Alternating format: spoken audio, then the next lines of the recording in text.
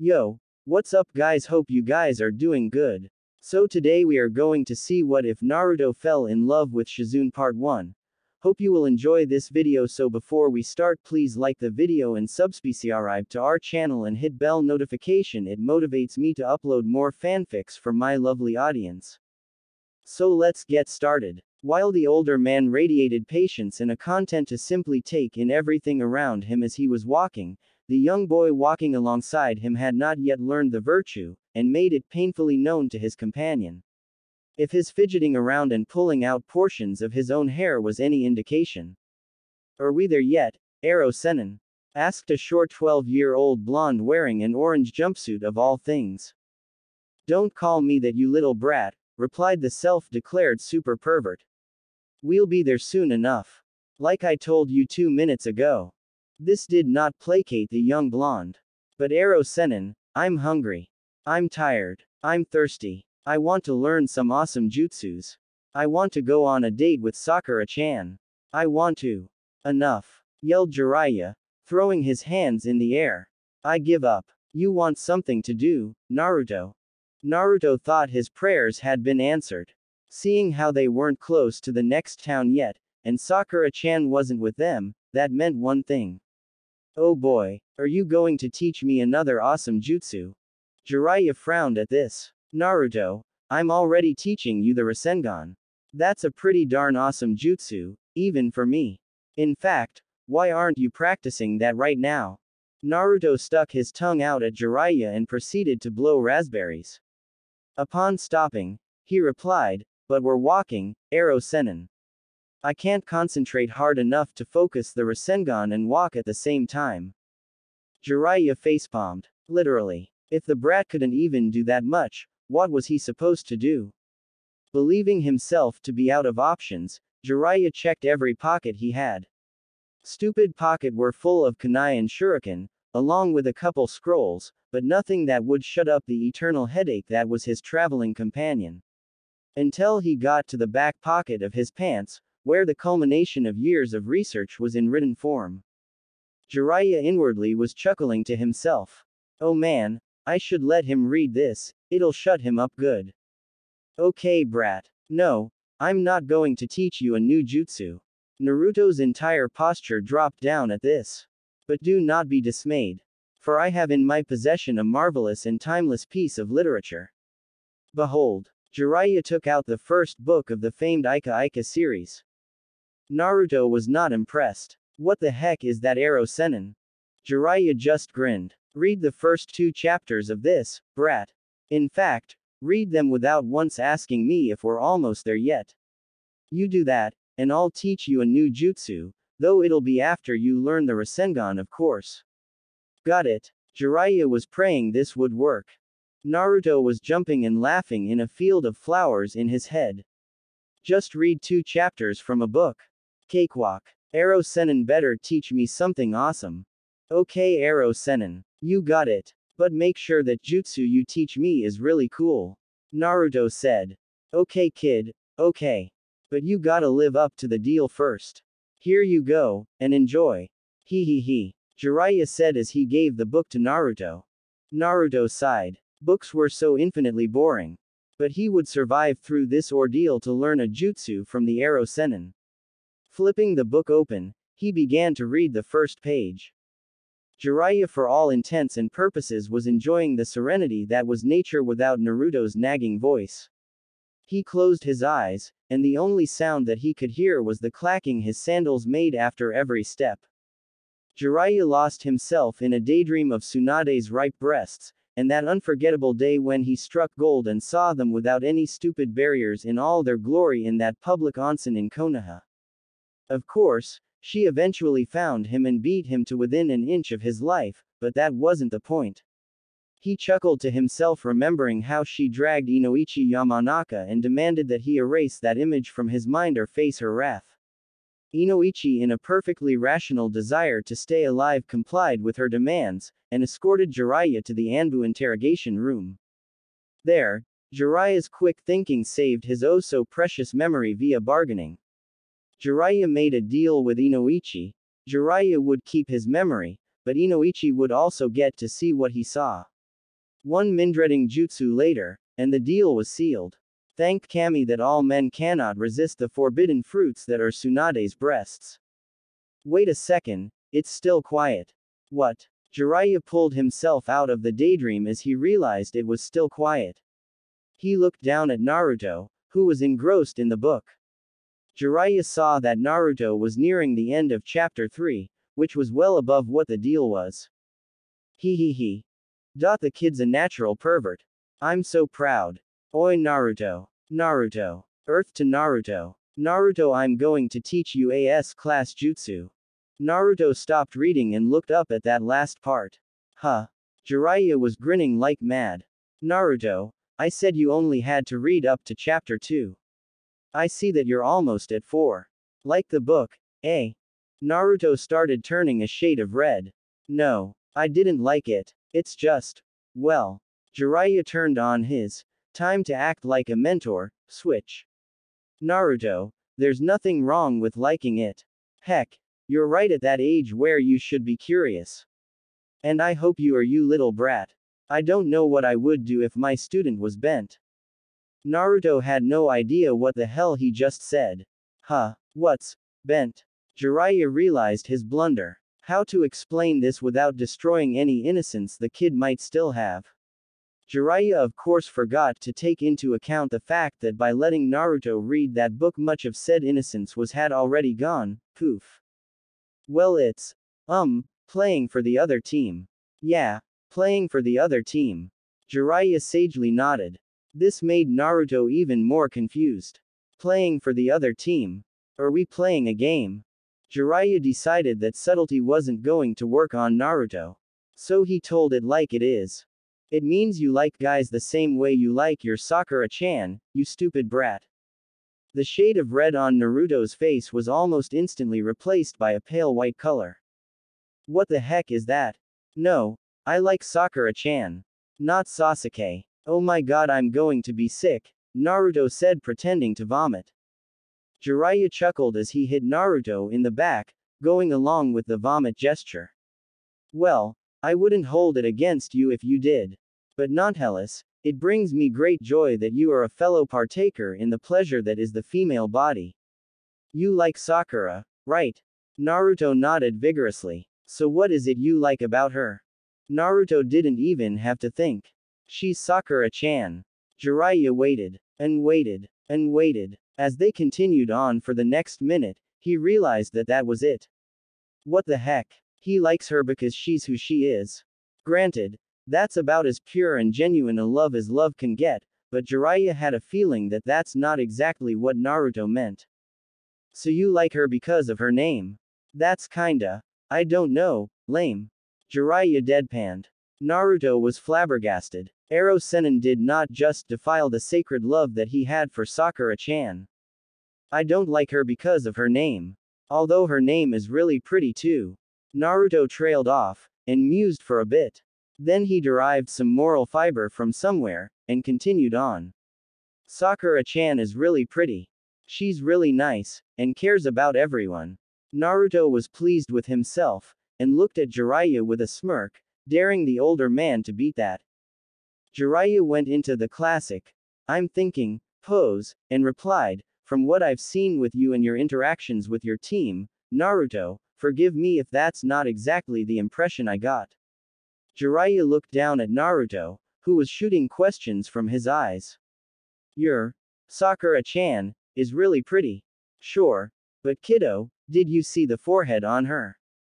You could hang a billboard on that thing.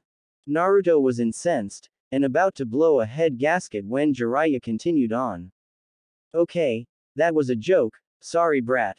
I'm sure she's pretty. Beauty is in the eyes of the beholder and all that. But let's see. Jiraiya got a little serious. You think she's really nice? Whenever I see you talking to her, it ends with her punching your lights out. She cares about everyone. If the definition of everyone has changed in recent times to mean Uchiha Sasuke, then sure, she cares about everyone. Naruto was about to make a valiant rebuttal, when Jiraiya held a hand out to stop him, and proceeded to finish. Yeah kid, she's your first love. I know how that goes and whatnot. I'm sorry to be the one to break this to you, but she doesn't love you. I'm not sure if she even likes you. Naruto tore his gaze from Jiraiya, and looked at the ground, kicking a rock as he walked on. Truth be told, he knew where she stood. He always shrugged off her punches with a smile, and took each rejection as a sign that she would eventually notice him. Jiraiya sighed. Crushing a first love is always harsh. To do it now of all times probably wasn't the smartest thing he's ever done, but you have to pull rotten teeth out before the entire mouth has to be removed. Doesn't mean pulling out the tooth doesn't hurt though. He decided the brat needed some cheering up. Kid, you want true love? Naruto looked back up again, his facial expression shooting a question at him. Then look no further than my book. It will teach you all about true love, how to attain it, and all the joys of the female body. If you get to chapter 6, it'll even tell you all about the joys of lovemaking. Naruto kicked Jiraiya in the shin before that statement ended. Hard. As Jiraiya yelped like a little girl and hopped around while furiously massaging his quickly bruising shin, Naruto chuckled lightly to himself. Stupid Arrow Sennin. You really are a stupid Arrow Sennin, you know that. Naruto was saying, but now with a slight smile on his face. Jiraiya resumed a normal walking gait and smiled, one of his rare genuine smiles. His shin didn't really hurt, but his antics brought a smile to the kid's face. So I'm told, you little brat. Don't worry about it. You're still young. You will come across many more women in your life, all the more because of your association with me, the famed Toad Sage. As a certain Konoha Junin says, you are still in the springtime of youth. Naruto got a vision of Guy and Rock Lee doing their signature thumbs up pose with their absurdly white teeth outshining the sun. He involuntarily shuddered. Don't remind me, Arrow Sennin.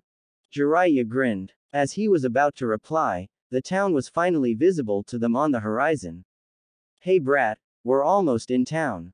You want to race to the gate? If you win, I will teach you a stupendously awesome jutsu that will make you a ninja legend. If I win, you have to pay for dinner. You up for it?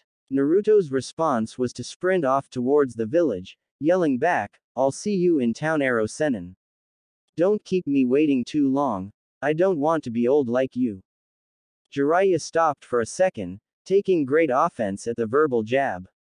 Old? I am not old, you little brat. I am in my prime. You merely are too young to see that. Jiraiya nodded to himself at his conclusion, and proceeded to run full speed towards the town.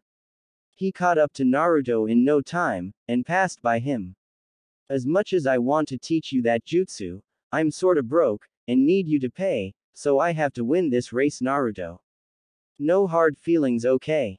Naruto was in awe of how fast the old man could move. He could really move if given the proper motivation. Naruto decided to store this bit of information in his head as he slowed down to a jog. He wasn't going to catch up to Jiraiya. While jogging, he decided that, although he loved Sakura, she didn't love him, and that wasn't going to change anytime soon. He allowed himself to daydream about falling in love. Is it really possible for me to fall in love with someone who'll accept me for me? And for what I am? Naruto did some thinking, and came to a conclusion. Yeah, there has to be. Arrow Sennin said I'll meet many more women in my life, and at least one has to like me at some point. Satisfied with what he came up with, he put on his signature smile and came to a stop at the gate of the town, where a grinning Jiraiya was waiting for him. Where is she, Arrow Sennin? Naruto asked. You said she'd be in this town tonight. Jiraiya was pondering the same thing. Well, Tsunade wouldn't have traveled as fast as we were, and this is the only town for miles, so she either came here or is camping out somewhere, and knowing Tsunade, she needs sake every day if she's traveling, and she already would have drank all of the sake she packed on the first day, so she has to be here. Jiraiya concluded. Naruto blanched, and looked at Jiraiya. Wow, Arrow Sennin. That actually made sense. I guess you're not a stupid Arrow Sennin at least. Jiraiya sighed as he stopped looking around for Tsunade and looked at Naruto. Kid, even in the way you refer to me, I'm an Arrow Sennin. Sages are not stupid, you little brat. He ruffled Naruto's hair a bit before looking for Tsunade again. Naruto had already dispelled the 20 shadow clones he made to look for Tsunade. He had looked in every inn he could find, but to no avail. She wasn't even out in the streets. Then again, he was going off what Jiraiya told him to look for, which was for a really old blonde woman with the biggest, most perfect sets of breasts a man could ever want to touch. Jiraiya had checked all the bars but shockingly came up empty. He figured between him and Naruto that they checked every place she would have been. He noticed a lot of little kids running around even with the sun almost completely set, meaning this was a kid-friendly town, which meant the town probably didn't have casinos or any shady institutions. If Tsunade managed to find an underground gambling site, they weren't going to find her if they searched all night. Jiraiya was actually putting some real effort into finding Tsunade. He and Naruto had already spent 3 weeks on this goose chase. He had not kept up to date with his spy network, and the only plus he could see out of the entire trip was that Naruto had mastered 2 of the 3 steps to the Rasengan. But most importantly, he had not visited a brothel in 3 weeks. 3 weeks. Ero Sennin, Naruto said, pulling Jiraiya out of his thoughts. Since we can't find her, I think we should get a room or something before it gets completely dark out. Jiraiya could find no fault in that logic. I remember seeing a really good inn not too far from here while I was looking for Tsunade-san. Jiraiya raised an eyebrow at the last word Naruto said. Tsunade-san. What the heck? Since when do you respect people, you little brat? Naruto shifted his feet, and gave the reply, well, Tsunade-san's a Sannin, right? Jiraiya nodded. Orochimaru may have been the biggest jerk I've ever seen, but there was no doubting that he was crazy strong. You might be an Ero Sennin, but you're probably really strong too. Jiraiya looked very smug at this. It's not that hard to believe that she would be equally as strong as you guys. Jiraiya chuckled. Oh Naruto, you have no idea how strong Tsunade is. No idea at all. Yeah Naruto, she's plenty strong. But I'm a little miffed at how she gets so much respect from you and I get nothing.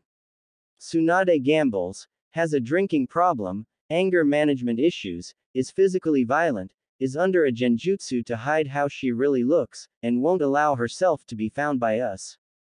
Jiraiya basically yelled at the end of his rant. Naruto chuckled. Ero Sennin, I insert stomach growling noise here. Jiraiya laughed uproariously. Hungry huh? You little brat. Naruto looked away sheepishly. Yeah, we haven't eaten anything since we stopped for lunch 8 hours ago? Naruto nodded. Okay, well it just so happens that we're standing right in front of a family restaurant. Naruto looked to his left, and wouldn't you know it, they were. He realized that he should pay more attention to what was around him. It certainly would help him in the long run, being a shinobi and all that. Jiraiya grinned when Naruto looked to his left. The kid had no idea that they were right in front of a restaurant. He'd have to use this to one-up the brat later. Well brat, I did beat you to the town, so if you wanna grab some food, let's go. Jiraiya said. Naruto only shook his head as he walked into the restaurant, with a still grinning Jiraiya right behind him. Okay brat, go get us a table Tsunade. Jiraiya exclaimed, pointing his finger at a table occupied by a woman. The blonde woman at the table perked up at hearing her name, and when she saw who it was, she couldn't suppress her shock.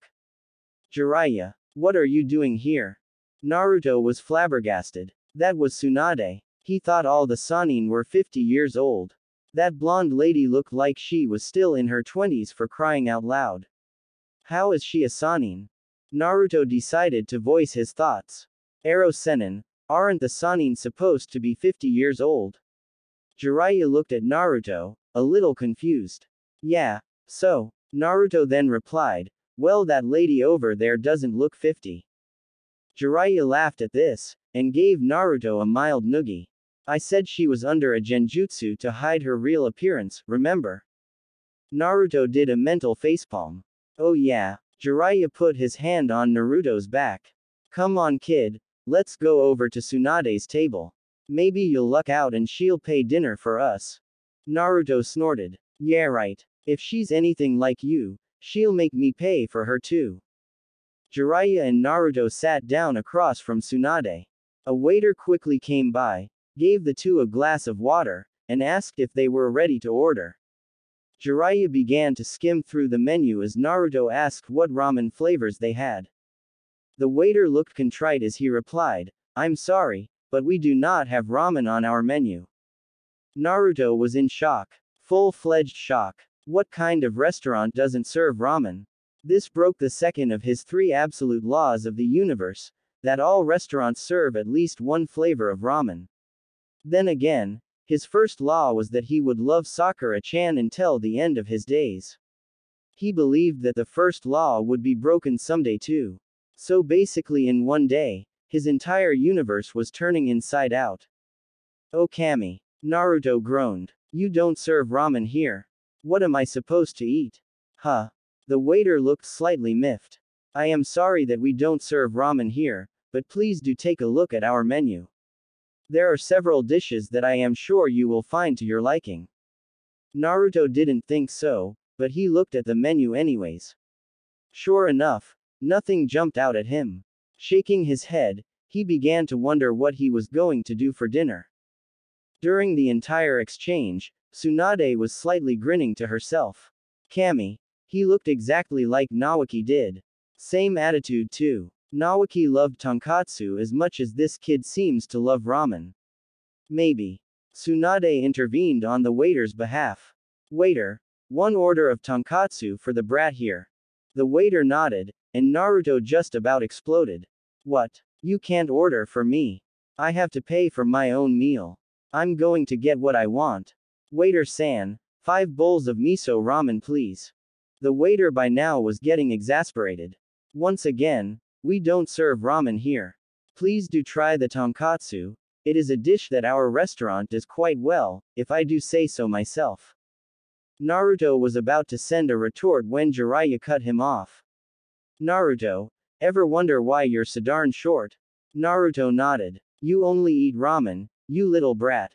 You need to diversify what you eat, so you intake the right nutrients so you can grow taller.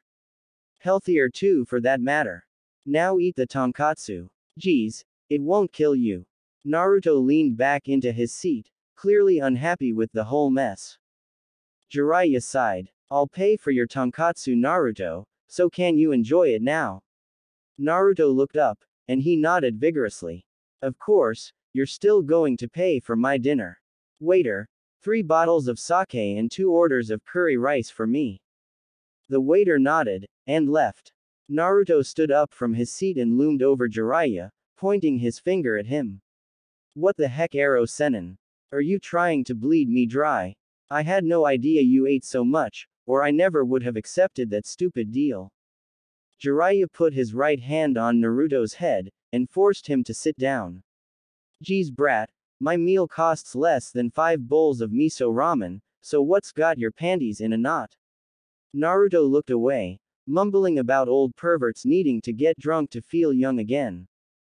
Jiraiya was about to show Naruto how young he exactly was via a painful punch to the face when Tsunade intervened on Naruto's behalf. "So Jiraiya, who's the brat?" Jiraiya shifted his focus to Tsunade. "He's Uzumaki Naruto, the #1 most hyperactive knucklehead ninja in all of Konoha," he finished with a grin. Tsunade perked up at hearing the surname, and looked at Naruto seriously for the first time. "Uzumaki. So he's..." Jiraiya put up a hand to stop her. "Yep. He's that." Tsunade shook her head and took another shot of sake.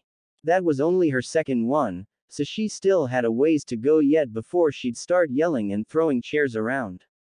Besides, this time, Jiraiya was here, so the damage she could do would be limited. Grinning at this knowledge, she immediately took her third shot of sake. Jiraiya, noticing this, immediately said, "I'm not paying for the damages." Tsunade smirked. "You wuss." She took her fourth shot of sake. "So what brings you to the outskirts of Konoha?" Jiraiya decided it was time to be serious. "You know that Orochimaru led an attack on Konoha and killed Sarutobi-sensei." Tsunade looked away, pouring herself a 5th shot, but not drinking it right away. Yeah, I heard. She noticed Naruto looking down dejectedly, with the hint of tears in his eyes. Jiraiya was about to reply when the waiter arrived. Here is your sake, sir. The waiter put 3 bottles of sake on their table, and gave Jiraiya a shot glass. Your meal will arrive shortly. The waiter left to take the orders from another table. Jiraiya poured himself a shot of sake, and drank it, reveling in the pleasure that was alcohol. Ah, good stuff. He poured himself another shot. Picking it up, he turned to Tsunade. The village needs a new Hokage, Tsunade. The council has determined that it will be you. They sent Naruto and me to bring you back to Konoha so you can begin your reign of terror as the Godime Hokage. Tsunade finished her 6th shot of sake and stared at Jiraiya impassively. Naruto did not take this news impassively. She's the next Hokage. I thought we came to get her so she can fix Kakashi-sensei and Sasuke. What the heck, Ero Sennin? Didn't you say she gambles a lot? And look at her, she's already on her 7th shot of sake, so she obviously has drinking issues. And, no thanks. I decline, Tsunade said. Naruto finished lamely. Jiraiya chuckled. Those words sound familiar. I recall you using them when I asked you out all those years ago. Tsunade smirked. Naruto blanched. Why don't you want to be Hokage? He asked. For the love of Kami-sama, he couldn't fathom why anyone would turn down the opportunity to be Hokage. Hell, he'd wear the hat right now if the council gave it to him. Tsunade shrugged. She was already slowing down. 8 shots and I'm already like this. Oh, this night is going to suck. I have no love for that village. Naruto's shock at why someone would refuse to be Hokage was quickly dissipating into righteous anger. How can you not love your village? Ero Sennin told me that you were the granddaughter of the first Hokage. It's basically your village. How can you hate it? How can you not want to be Hokage? If they asked me to do it, I'd say yes in a heartbeat and be the Hokage right away. Naruto all but shouted the last few words. Tsunade blocked him out as best she could, but she couldn't block out the words he was shouting at the end. Be the Hokage right away. Oh Kami-sama. Tsunade gave her full attention to Naruto. So brat, you want to be Hokage or something?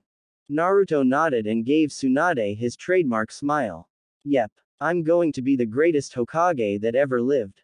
Tsunade flinched and physically moved back into her chair. She had heard those exact words from the 2 most important males in her life. To see someone who looks so much like Naoki say those words to her again was something she did not want. It brought back the worst memories of her life. The memories of their deaths.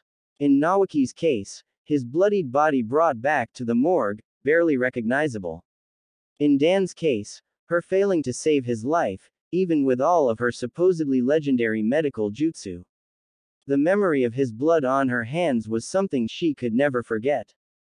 The table had fallen into an uncomfortable silence at the end of Naruto's declaration. Tsunade was idly drinking shots when she was in the mood. Jiraiya was doing much of the same thing except he was additionally scoping out the restaurant for attractive women.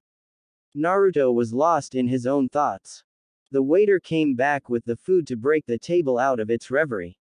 Here you are, sir, he said as he handed Jiraiya his curry rice.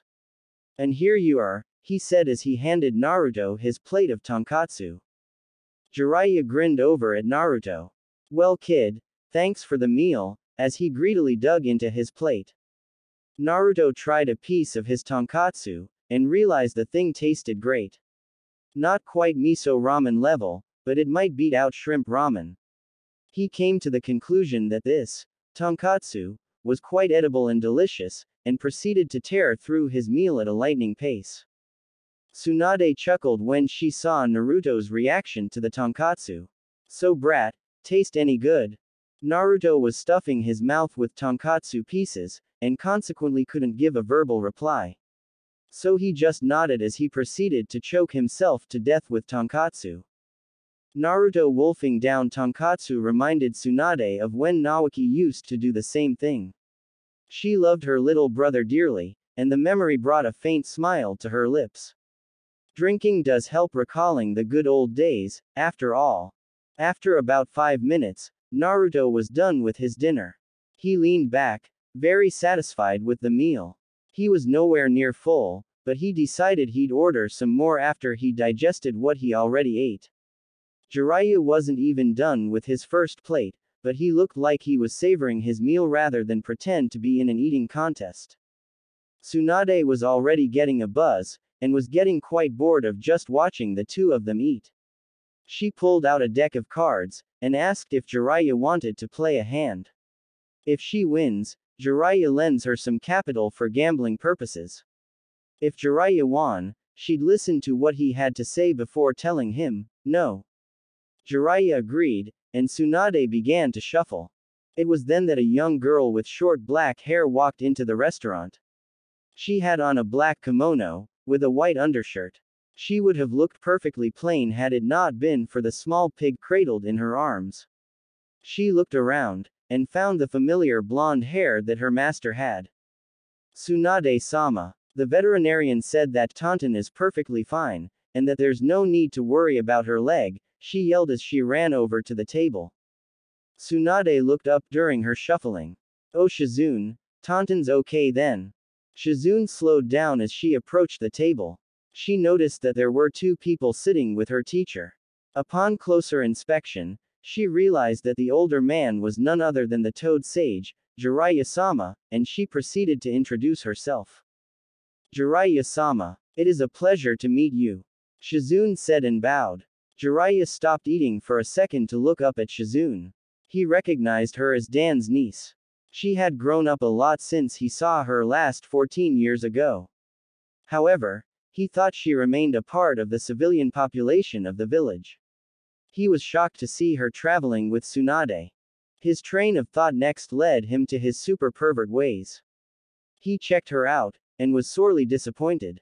Shizune had not filled out at all. She might have been a B cup at the very highest, and had nowhere near the sex appeal her goddess of a teacher had.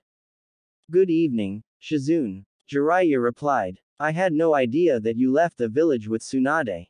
I thought you remained a part of the civilian population of the village. Shizune blushed, and gave her reply, absently stroking Taunton's neck while doing so. After Uncle Dan's death, I had no family left in Konoha. Tsunade-sama was the only family I had left. I had no desire to be put into an orphanage, so I begged Tsunade-sama to let me follow her. It took some doing, but I managed to get her to say yes. Jiraiya nodded, realizing that that made perfect sense. Dan was a Junin, and there was no way Shizune wouldn't be a ninja. Well Shizune, why don't you take a seat and order something? Shizune smiled. I'd be glad to Jiraiya-sama, though I have a question. Who is that sleeping boy to your right? Jiraiya looked to his right, and wouldn't you know it, Naruto fell asleep. It was pretty late, well past the kid's normal bedtime. He chuckled to himself. Kid's still a little brat. I forget that at times. Jiraiya grabbed Naruto and started to lightly shake him. Naruto, wake up. Wake up you little brat. Naruto proceeded to start snoring. Shizune giggled at this, wondering who the cute little boy was. Jiraiya, realizing his efforts were getting him nowhere, proceeded to pull out the ultimate Naruto alarm clock. He bent over, and whispered in Naruto's ear, all you can eat free miso ramen. Naruto shot up awake instantly, looking around excitedly for the free ramen. When there was none, and he only saw a laughing Jiraiya, Naruto was seething, and said, Ga. Aro Senin. Why did you wake me up? And where's my free all-you-can-eat miso ramen? Tsunade laughed out loud when she realized what Jiraiya did to get him to wake up. Shizune's giggles escalated into a soft laughter of her own when she too realized what happened. Turning his head towards Tsunade, Naruto grinned sheepishly. I guess there's no free ramen, huh? Then he turned his head towards the other source of laughter. What he saw was a lightly laughing girl who looked to be a couple years older than him. She had a pig cradled in her arms, and she was wearing a plain black kimono. But that wasn't what Naruto was looking at. No, his attention was fixated on her smile. Her smile was more endearing than any he'd ever seen before. It was full of amusement and warmth.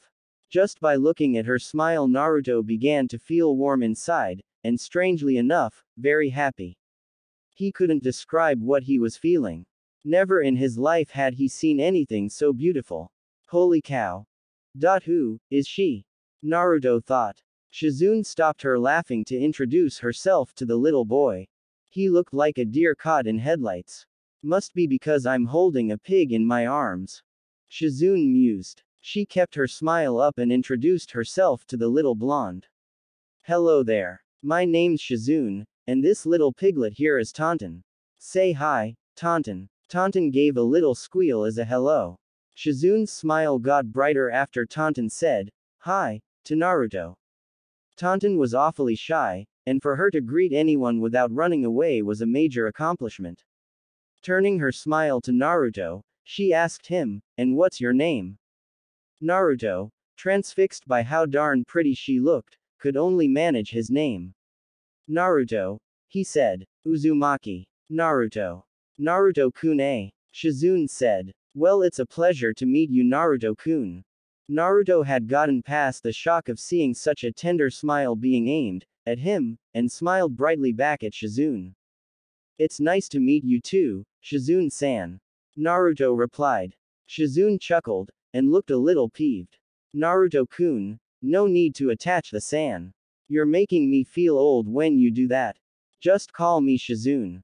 Naruto readily agreed, and was secretly pleased that she had taken to calling him using the kun suffix so easily. During the exchange, Jiraiya and Tsunade were focused on their poker hand. Jiraiya had just traded in 3 cards, getting himself a full house, aces over 9s. He was grinning like mad inside, but managed to look impassive on the outside. He really should have upped the ante on this little bet. Tsunade wasn't the legendary sucker for nothing. Though now that he thought about it, is that title of hers a double entendre? Oh boy, he just done it. He couldn't stop the lecherous grin from exploding out onto his face. Tsunade decided to trade in 4 cards, having flopped nothing except for the ace of hearts. As she went to trade her cards in, she saw Jiraiya's face, and knew the eternal pervert was probably thinking about her in some shape or form. Tsunade shot him an icy glare that promised pain in the not-too-distant future. Throwing her 4 cards down, she drew 4 cards from the deck. She saw that the first 3 cards were the 10, Queen, and King of Hearts. The last card was hidden because of the way she picked them up. Tsunade put on her poker face, but it was difficult to keep up, because adrenaline was shooting through her system faster than Jiraiya can run after getting caught peeping. She then peeled the last card out from behind the King of Hearts to reveal the 2 of Spades. Groaning out loud, because at this point she had nothing, and she knew Jiraiya had something, she threw her cards down and took her 11th shot of sake. Kami, luck is never on my side. Jiraiya laughed wholeheartedly, showing Tsunade his full house. Tsunade narrowed her eyes at his beautiful hand, and resigned herself to her fate. Okay Jiraiya, let's hear the nonsense. Jiraiya was about to start, when he noticed that Naruto and Shizune really hit it off. They were talking to each other so naturally you'd think the little brat never had any insecurities.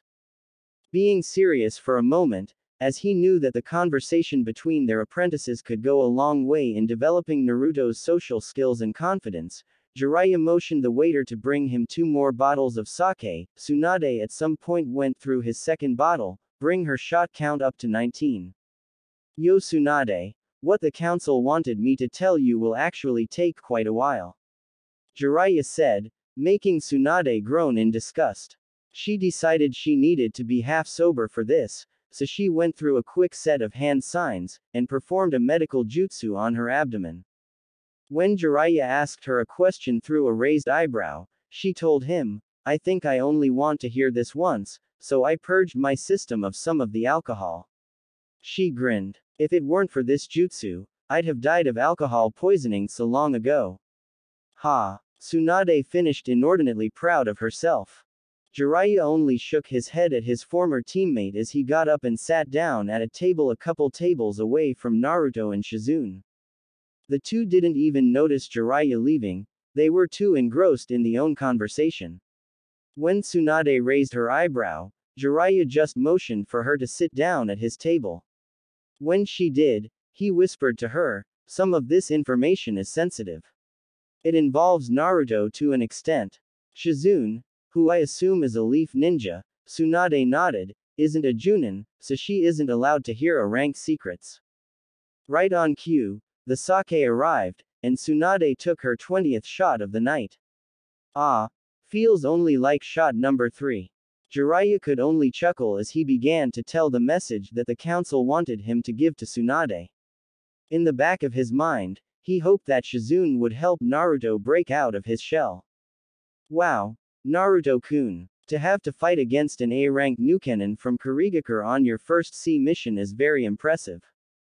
Shizune said. It speaks volumes of how skilled your team is that none of you died in the mission. She was impressed. It was ridiculous for them to continue on after meeting the Demon Brothers, which made the mission at least a B rank right there.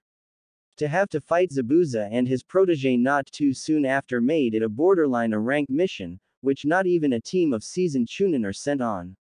She frowned at Kakashi's judgment, who put his team in a situation that could have 9 times out of 10 would have killed at least one of them. Naruto smiled at the compliment. Very rarely did someone pay so much attention to him. He could count the number of people on one hand: Iruka, Old Man Hokage, and the Ichiraku father and daughter combo.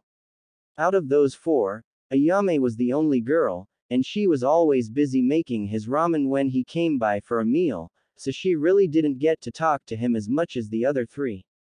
In that sense, Shizune was the first girl to really sit down and listen to him, and she even seemed to enjoy it. Naruto couldn't remember a happier time in his life than what he was feeling right now. Shizune-chan, Naruto began. He called her this by mistake earlier on, and Shizune didn't take offense. If anything, she seemed to blush a little, and Naruto took that as an okay to call her that way. How come you're traveling with Tsunade-san?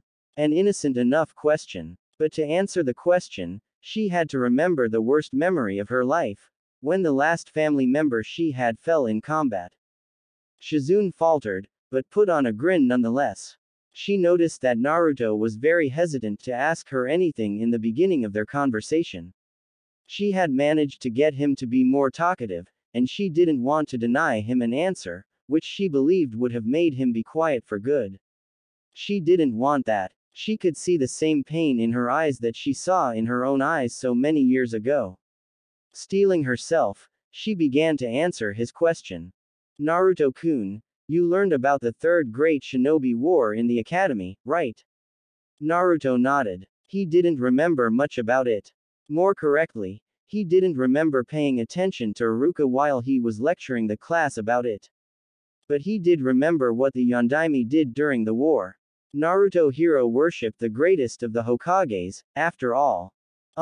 Sorta. That was the one where Yondaime-sama killed a lot of Iowa ninja and earned the nickname, the Yellow Flash, right? Naruto tried hesitantly. Shizune nodded. Yes, the third war was between Konoha, Kumo, and Iowa. At the time, it wasn't uncommon for tens of ninja to die daily. Naruto blanched. Outside of the invasion, Naruto didn't know anyone who died on a mission for Konoha. Shizune chuckled, though there was no mirth behind it. Yes, hard to believe, isn't it? Naruto nodded. Shizune sighed, took a deep breath and continued on. She wasn't looking at him now, she seemed to be lost in her own thoughts. My uncle Dan was a Junin for Konoha during the war. Naruto stilled. The word was didn't imply anything good. My parents were killed in a Kumo ambush, and I would have been just another child added to the growing responsibility of the orphanage had Uncle Dan not taken me in. Shizune then did the oddest thing. She smiled. The time I had with Uncle Dan were some of the happiest of my life. I knew he was a Junin. I knew what that meant. I knew that he killed enemy ninja to protect our village, and that he saw friends and comrades dying around him every day. Shizune then looked right into Naruto's eyes. But you know what, Naruto-kun? He never brought that back home. He told me how he had lost his sister to an illness before I was born. He told me he was over it, but no one ever really is, and I knew that each time he came back to the village after a mission, he went to her grave first before coming home. Shizune took a deep breath, leaned back into her chair ever so slightly, and continued on. But none of that was important to me. I didn't know it then, but I know now that he was trying to do for me what he couldn't do for his sister. All I knew at the time was that he was the only one who cared for me, and loved me. And he always came back. Did you know that Naruto? Naruto shook his head, but she wasn't looking at him. She seemed to get angry, ever so slightly. He always returned from his missions. He'd come back well before he said he would, which always made me happy. It became such that I took it for granted, that he'd always come back. Naruto was holding on to her every word. His attention was so focused on her that even Jiraiya would have praised how hard he was concentrating. Shizune had lost herself in her retelling, and almost forgot that she was just supposed to answer Naruto's simple question of why she was traveling with Tsunade. Shizune only meant to give Naruto some background on what happened, but once she started, she just couldn't stop. She had held back her emotions for 14 long years. That was long enough. The Hokage assigned Dan on a mission. Naruto noticed that she no longer called him uncle. It was simple enough. A B-rank mission to scout out the borders for a suspected gathering of Iowa ninja. They were supposed to confirm the massing of Iowa troops, and come back with a rough idea of how many ninja were there. Dan's team went the day after. He had already done this mission several times. I didn't even worry about him when he left. She paused. Naruto quickly saw why. She was trying to hold back the tears that threatened to get out. It was a trap, Naruto-kun. Shizune looked at him again and smiled. She managed to hold the tears at bay, but by doing so, had lost control of her voice. Some of their ninja had already crossed the border, and by the time Dan's team reached the border, the Iowa ninja surrounded them. The mission was supposed to last half a day. By the end of the second day, I heard that Tsunade-sama had gone against the orders of the Hokage and took a rescue team to see what happened. She found Dan on the ground. He was bleeding out, and had been for hours. The Iowa ninja tortured him for information, but he refused to say anything. They raped his Kunoichi teammates to death in front of him, and slit his best friend's throat because he wouldn't say anything. Naruto had turned ashen. He was learning real fast that the life of a ninja is not fun and games. He vaguely remembered the bell test Kakashi-sensei gave them, when he told Sakura to kill him or Sasuke dies. That lesson hit home, and he thought he understood the point of the lesson. How naive he was. This was far more horrible than anything he could have even had nightmares of. Shizune shook her head, and took a couple deep breaths to calm herself. He couldn't say anything, Naruto-kun. What Iwa wanted to know was the identity of the Yellow Flash. If he said that, Iwa could have infiltrated the village and killed him in his sleep, or hold his family hostage. And I know you know how essential the Yellow Flash was to being victorious in the war. Naruto nodded, his expression grim. The Yellow Flash earned that title because of a jutsu that allowed him to travel at impossible speeds with a single seal, allowing himself to overpower enemy armies alone. He had no idea that 4 people gave their lives to protect the Flash's identity, quite possibly saving his life and the lives of his family members. Heck, you could throw all the people of Konoha in there as well. The war would not have been won with the Yellow Flash. Now Naruto, Shizune said. Naruto looked at her after completing his train of thought. What I just told you I have not told another soul. I ask that you please keep this a secret between us, is that okay? Naruto vehemently nodded. Shizune had quite possibly told him her innermost secret, and he'd sooner denounce ramen than betray Shizune after that. The thing is, Naruto. Ninja get ambushed all the time. I told you my own parents were killed because of one. I don't know if they were tortured for information or not, but realistically, they were. Shizune said. Naruto nodded, but had no idea where she was going with this. In that case, Dan's death shouldn't have made me leave the village for 14 years and not once want to return, right? Naruto got the answer to his question, though he had already surmised as much. She left because the only person in Konoha who cared for her had been killed, and she had nothing left in the village anymore. This didn't answer why she left with Tsunade-san of all people, though. As Naruto was about to ask Shizune why she left with Tsunade, Shizune cut him off. Good Naruto. You're probably asking why I left with Tsunade-sama then, right? Naruto nodded, slightly impressed with her mind-reading ability. Did she have Yamanaka blood? Shizune laughed, and Naruto flinched. This laugh did not give him the feeling of warmth that he got when he first met her. No, this laugh was mirthless, with a level of underlying fury that Naruto couldn't understand. Days before Dan died, the Yellow Flash and Jiraiya-sama went to the Hokage and said there was a breach of security. That their information network regarding Iwa was compromised. Heavily classified information was being leaked to the enemy, meaning someone of high rank in Konoha was the traitor. Jiraiya-sama didn't know who the leak was. He only knew that it existed. He recommended that all missions regarding Iwa be put on hold until either the leak was found or they received new information from a new source. The thing is that the Hokage knew that by holding missions back against Iwa, he would let Iwa get closer and closer to Konoha.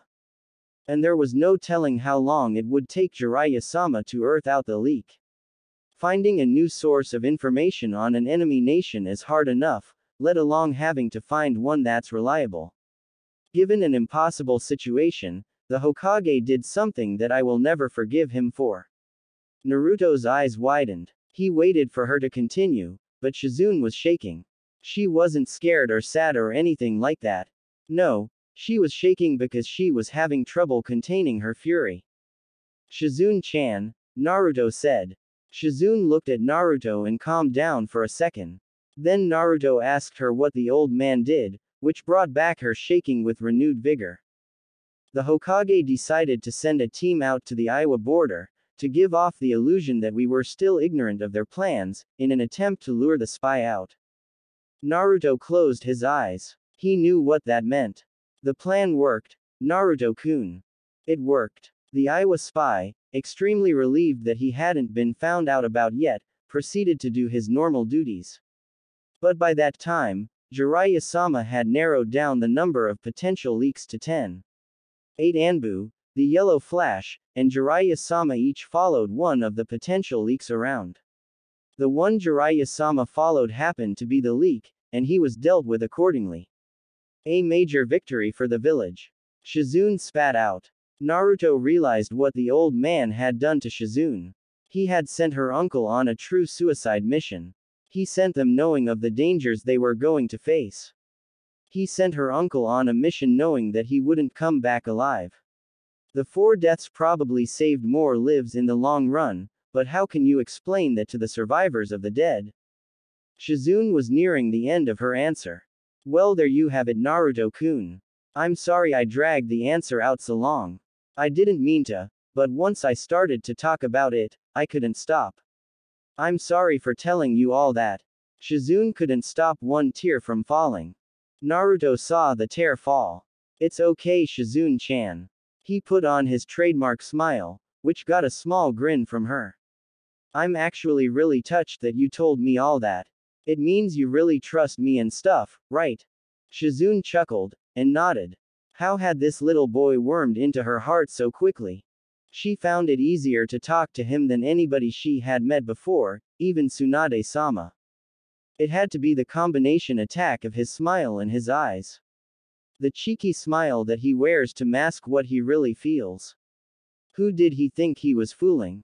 And his eyes, if you look into them long enough, you see all the pain that he's endured in his life thus far, an amount far too great for someone his age. But it's because of that he's so empathetic, and can understand your pain on a level no one else can. There's just one more thing, Shizune-chan. Naruto began to ask. Shizune turned to face him and looked at him funny, her facial expression asking him a question. If you don't mind, Shizune-chan, I didn't really understand why Tsunade-san was the one you left with. I can understand why you would want to leave, but I don't see why she wanted to. I remember her saying earlier that she didn't love the village at all. Why is that? If possible, Shizune's facial expression showed even more pain than she did during the entire retelling of her uncle's death. She took a deep breath, closed her eyes, and said in barely above a whisper words that Naruto would never forget. Oh, that Naruto-kun. That's simple. She loved him. She was his fiancé. And there you have it, Tsunade. Jiraiya finished with a heavy sigh. Tsunade did a couple small nods in acknowledgement. Most of what the council had to say didn't interest her at all. They would basically give her everything she wanted while she still lived in Konoha, but that was a given. Nothing was offered to her that she couldn't get for herself if she became the Hokage. No, the only thing that interested her was when Jiraiya began to talk about Naruto. She had heard about Jinchuriki during her travels. She knew that they would be scorned, ridiculed, and basically outcast from society. So the fact that Naruto seemed to be as happy as he was and more or less sane was of some interest to her. But even that was currently nowhere near as interesting as the conversation going on a couple of tables from them. Jiraiya may have been telling her what the council said, but both of them had their attention focused on Naruto and Shizune. Jiraiya remembered that day. For him, he understood where Sarutobi-sensei came from. The Hokage had to sacrifice a few to save the masses. The leader of a village had to look at the big picture. He never did tell this to Tsunade, because he knew she wouldn't listen, and frankly, he wasn't sure if he could have either if he was in her shoes. Tsunade was stunned. Shizune had never even spoke to her about that day. During the retelling, memories of her time with Dan flooded through her brain. The first time they met, their first date, their first kiss, the time she gave him her grandfather's necklace, their first night together, and lastly, the best out of all of them, the time he went on one knee, held out a ring, and promised to love her always. Tsunade faltered. She still missed him. In the dead of night, her thoughts always trailed back to him. And that day. Oh, did she hate that day. Her sensei sent her fiancé to his death. He later told her he did it for the village. That was absurd. Dan needed to die to save the village. And the villagers, they cheered so loud when that spy was executed. They were cheering for an event that occurred because of Dan's death. They were cheering for something Dan had to die for. He also died to protect the identity of Minato Namikaze, the genius prodigy that Sensei was grooming to be the Yondaime Hokage. Her fiancé died to protect the man who would eventually give her missions. The man who would become her leader. The man who took the title Dan had worked to get his entire life.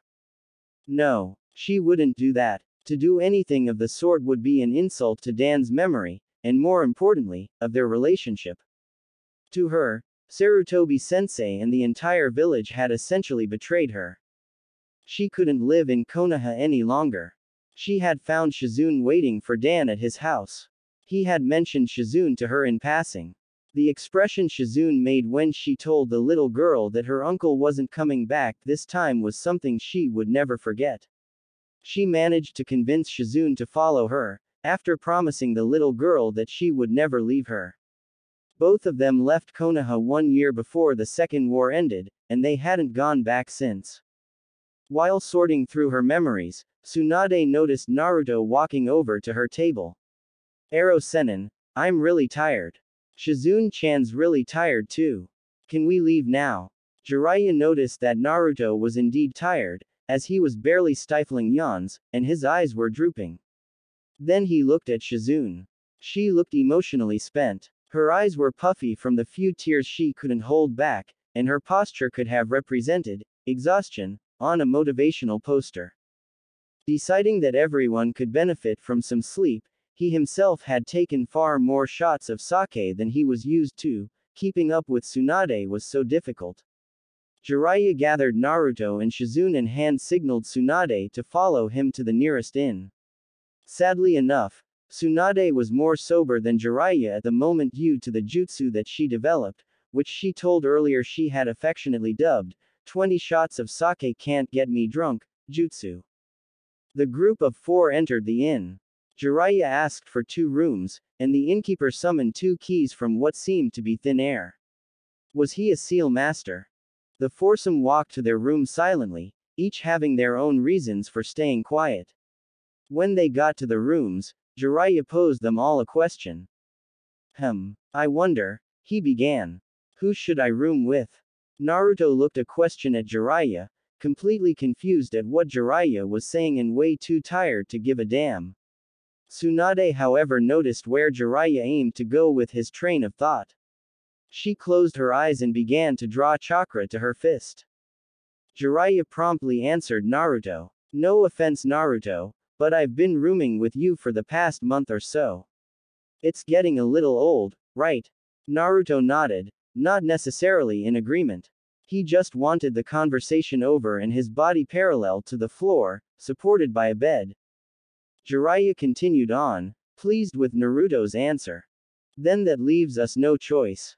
Shizune, you room with Naruto. I shall room with Tsunade Hime.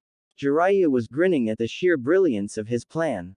It was perfectly rational that a man would want to change roommates after rooming with the same one for over a month. It was also perfectly rational that a man should room with a woman. It was also rational that he would perform research on the body of the earthly goddess, Tsunade, and through his writing, share the results of his research with all the men in the world. With that said, a man's ability to think rationally goes flying out the window after taking over 10 shots of sake.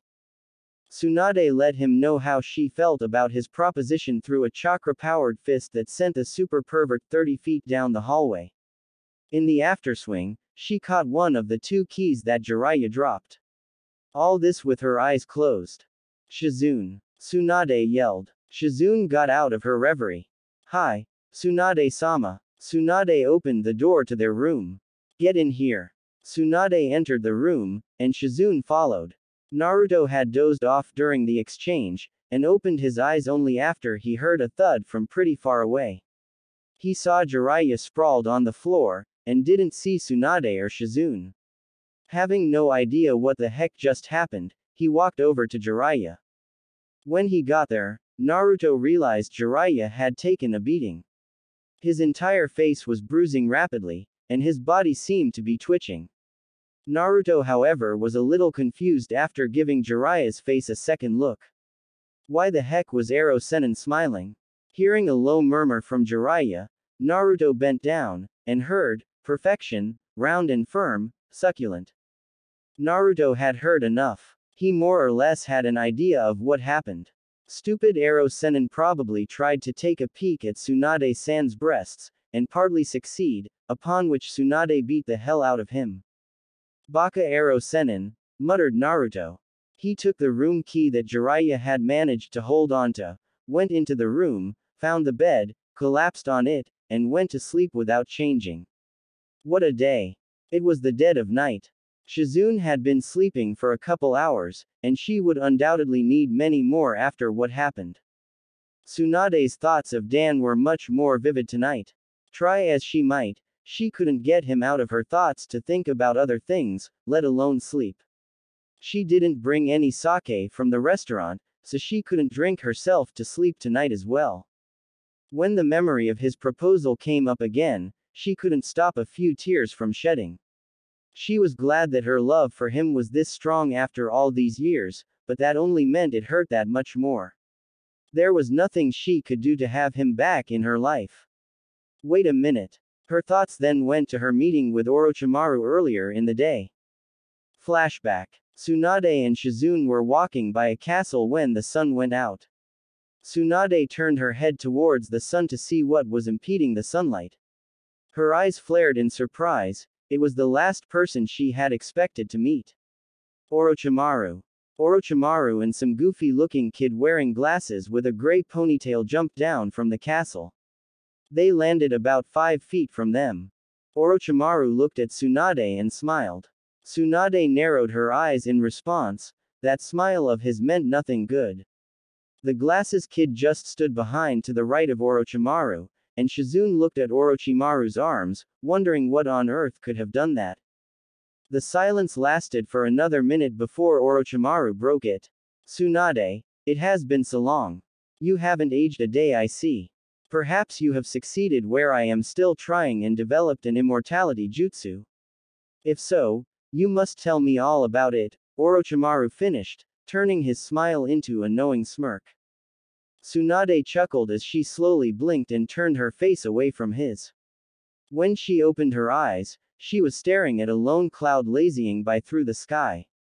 Smiling, Tsunade decided that she wanted to be a little lazy today, and indulge herself with some gambling and sake. It had been over a day. Orochimaru, just get to it. I don't want to be here, you don't want to be here, so why don't you just say what you have to say so we all don't have to be here?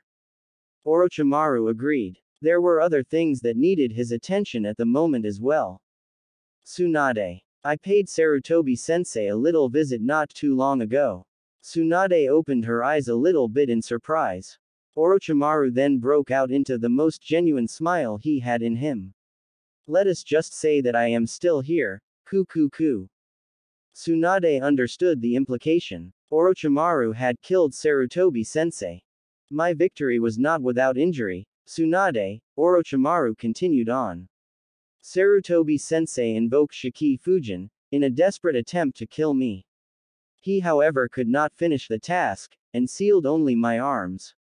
I need my arms fixed, Tsunade. She widened her eyes at the mention of the Reaper death seal, but mentally snorted when he asked her to heal him. For someone reputed to be a genius, he really didn't understand the emotional bonds people create between each other. Or maybe it was that he couldn't. After all, if he could, would he have done what he did? She thought of the raining night when she had moved heaven and earth to get to Nawaki as fast as she could upon hearing that he had been severely injured in a mission. When she arrived at where he was being treated, her teammates were waiting for her at the entrance. Jiraiya's face turned ashen when he saw her, triggering her to break out into a cold sweat. Jiraiya told her that he had died, and held her as she cried her heart out. Certainly one of Jiraiya's better moments. But not Orochimaru's. All that snake-loving Git did was tell her that they had trouble identifying him due to the sheer amount of blood and damage to his face. He did that with a smile. He couldn't contain his mirth for what he told her next, that they couldn't even identify him through fingerprints because both arms were torn off. Bring her consciousness back to the present, she gave Orochimaru a once-over. His arms were an unnatural black. If they were sealed off, then that meant that they were basically a tumor to his body. He would soon begin to feel the effects of necrosis, if he hadn't already begun to experience them. Running through the symptoms of necrosis quickly in her head, she smiled when she got to intolerable pain. Misinterpreting her smile as a yes, Orochimaru grinned widely and walked towards her when Tsunade calmly replied, "No thanks. I decline." Orochimaru had a dumbfounded look on his face and immediately stopped advancing towards her. He almost looked hurt. Then she realized she had a golden opportunity to get back at him for what he said about Nawaki so many years ago. Oh, this is going to be fun. Orochimaru paled, he turned a fainter shade of white. Tsunade. What? She cut him off. I don't even recognize your arms. I mean, they're so black and all. Can you even do jutsus anymore? She then laughed out loud to her heart's content, and proceeded to walk away, leaving a very confused Shizune to wonder what just happened. He was somewhat miffed at her response, and a little bit surprised that Tsunade, who many years ago was little more than a fangirl towards him, would refuse this opportunity to help him. He didn't expect this reply from her. Quickly trying to come up with a solution, Orochimaru gave Tsunade an equally bright smile when he realized that he could offer her something he knew she couldn't refuse. Heal my arms, Tsunade, and I will give back to you the two men in your life that you loved more than life itself. Tsunade flinched and immediately stopped smiling. Shizune gave Orochimaru a vicious glare and prepared her Senbon for an attack. Orochimaru grinned. This had the exact effect he wanted. I will say it again, Tsunade. Heal my arms and I will give you your little brother and fiancé. Tsunade narrowed her eyes and bared her teeth in anger. Shizune lost her cool and fired off two quick Senbon at Orochimaru, who blocked it with his arms by turning his body. They flopped around uselessly, but had managed to stop the attack. Orochimaru grinned. First time these useless arms were of service, I didn't even feel that. His grin quickly faded as Tsunade threw a punch into the nearby wall, leaving nothing but dust. Her eyes held nothing but repressed fury as she quietly said, "Don't fuck with me, Orochimaru." Never one to let others have the last word, Orochimaru chuckled and left her with a parting shot. Don't forget Tsunade, I know all about you. More so than anyone else alive. Probably. Tsunade's eyes narrowed once more. Let us not forget that I know of your one weakness. Orochimaru said as the blood trail from his arms had finally gotten to his fingertips and fell onto the ground. Tsunade, noticing the blood, instantly paled, and went down on her knees, shaking and holding herself. Kabuto's left eye raised up in surprise. Hematophobia. This is most surprising. For a medical ninja to be afraid of blood. Kabuto shook himself out of his thoughts, and addressed the shaking Tsunade. Tsunade-sama, for us to bring back your brother and fiancé, we will need 2 bodies. Please have them prepared in 2 days. We will meet you in the grassy fields to the east of the next town. Kabuto poofed out of existence and Orochimaru sunk into the ground, leaving behind a shaking Tsunade and a troubled Shizune. End flashback. She had never even considered taking the offer. As if that snake would ever live up to his end of the bargain. But as it was, she was an emotional wreck at the moment, and wasn't thinking clearly. She surprised herself by leaving the room through the window. She began to walk around the town. All the children that made the streets so lively earlier on had gone back home. The streets were quiet now. There were hardly any traces of life. There wouldn't have been any, if it weren't for her and 2 drunk men being ushered out of a bar by the owner. Get out and stay out. You are no longer welcome here, yelled the owner as he slammed the door in the taller drunk's face. The 2 drunks beat on the door for a couple seconds, yelling incoherent gibberish. They quickly grew bored, and proceeded to walk down the road. Well, not walk, so much as stumbling and bumping into each other every other step. They had managed to get about 10 steps down the road before the taller one collapsed on the shorter one and they both fell asleep where they fell. Tsunade walked over to the 2 drunks. They reeked with the smell of sake, but this wasn't anything she wasn't used to. She gave them a closer inspection. They were some ugly-looking men. Their hair looked like it hadn't seen water in months, and shampoo in years. They had some grotesque-looking scars on their faces. They probably got cut there in some fight, and didn't bother to wash it out, which triggered an infection.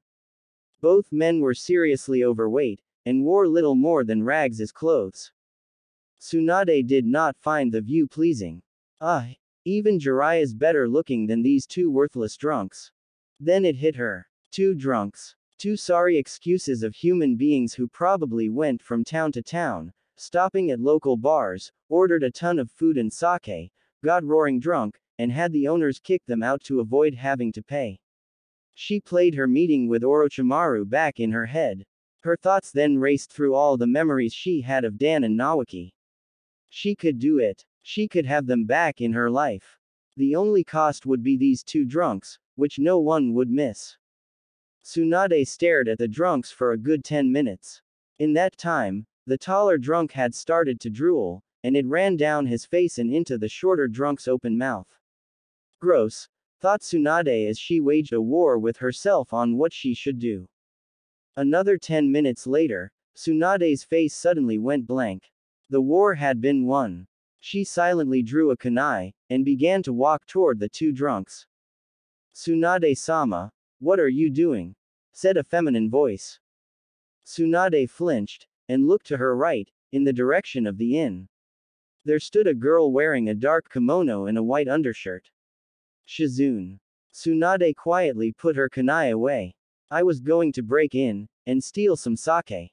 I had trouble falling asleep, and some sake would have done the trick, she replied. The drunks had collapsed in front of a bar of all places.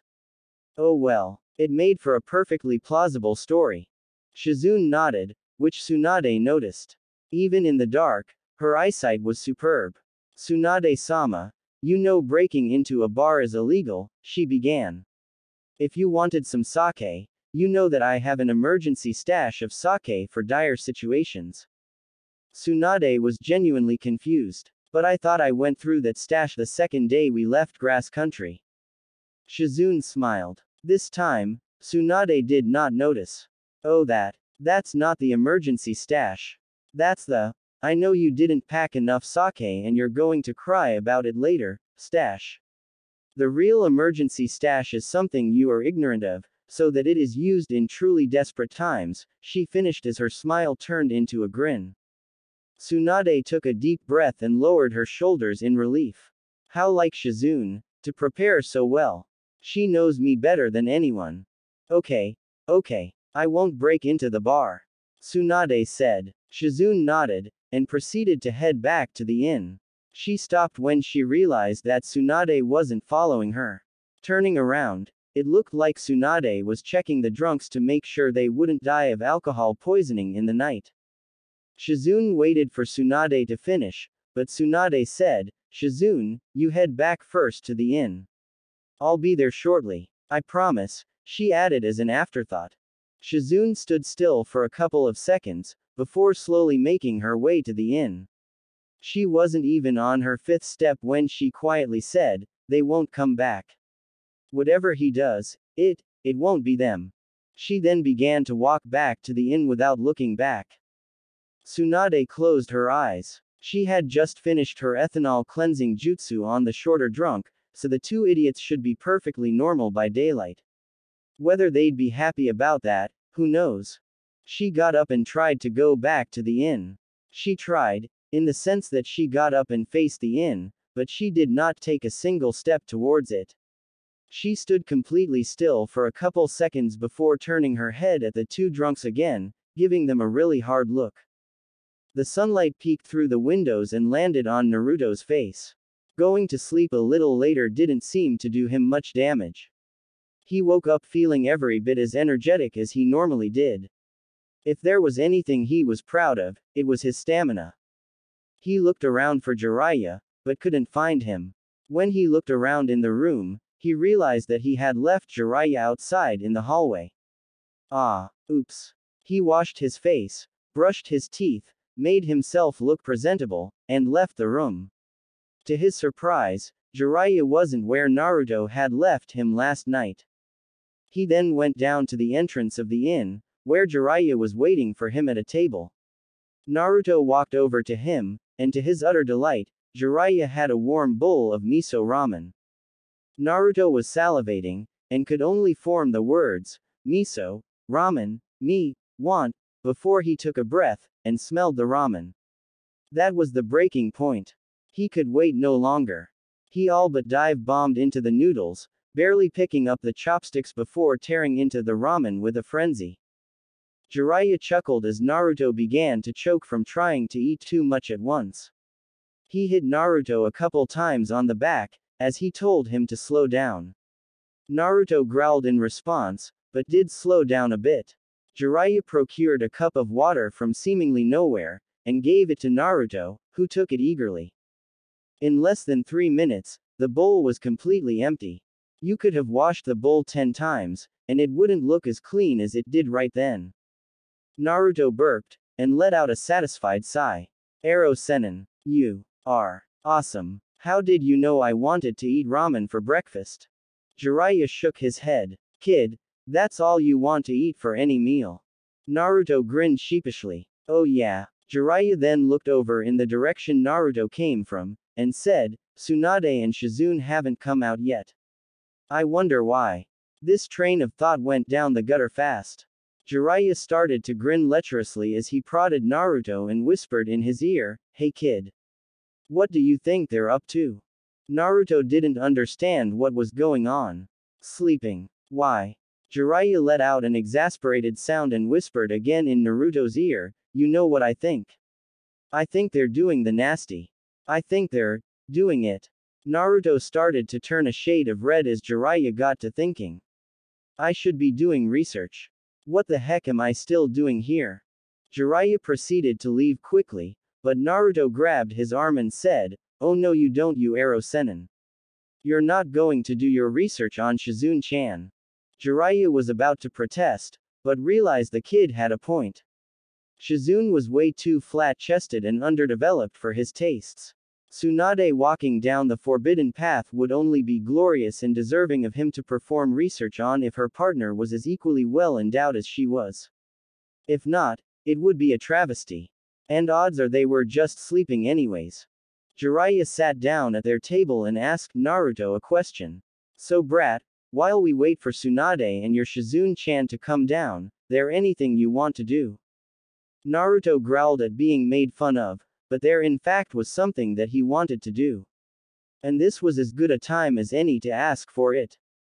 Ero Sennin, Naruto began. I'm stuck at learning the Rasengan and need some help. Could you? Naruto faltered. Given his days at the academy, and even as a member of Team 7, it was hard for him to ask someone for help. Naruto took a deep breath, steeled himself, and put his heart on the line again. Could you help me out? Jiraiya smiled. The brat hadn't asked him for help once throughout their entire search for Tsunade. He gave Naruto the bare specifics, and Naruto somehow managed to perform what was asked of him, greatly surprising Jiraiya. But the Rasengan was a fickle thing, and seasoned Junin couldn't do it properly, and that with proper tutelage. How was a genin supposed to figure it out on his own?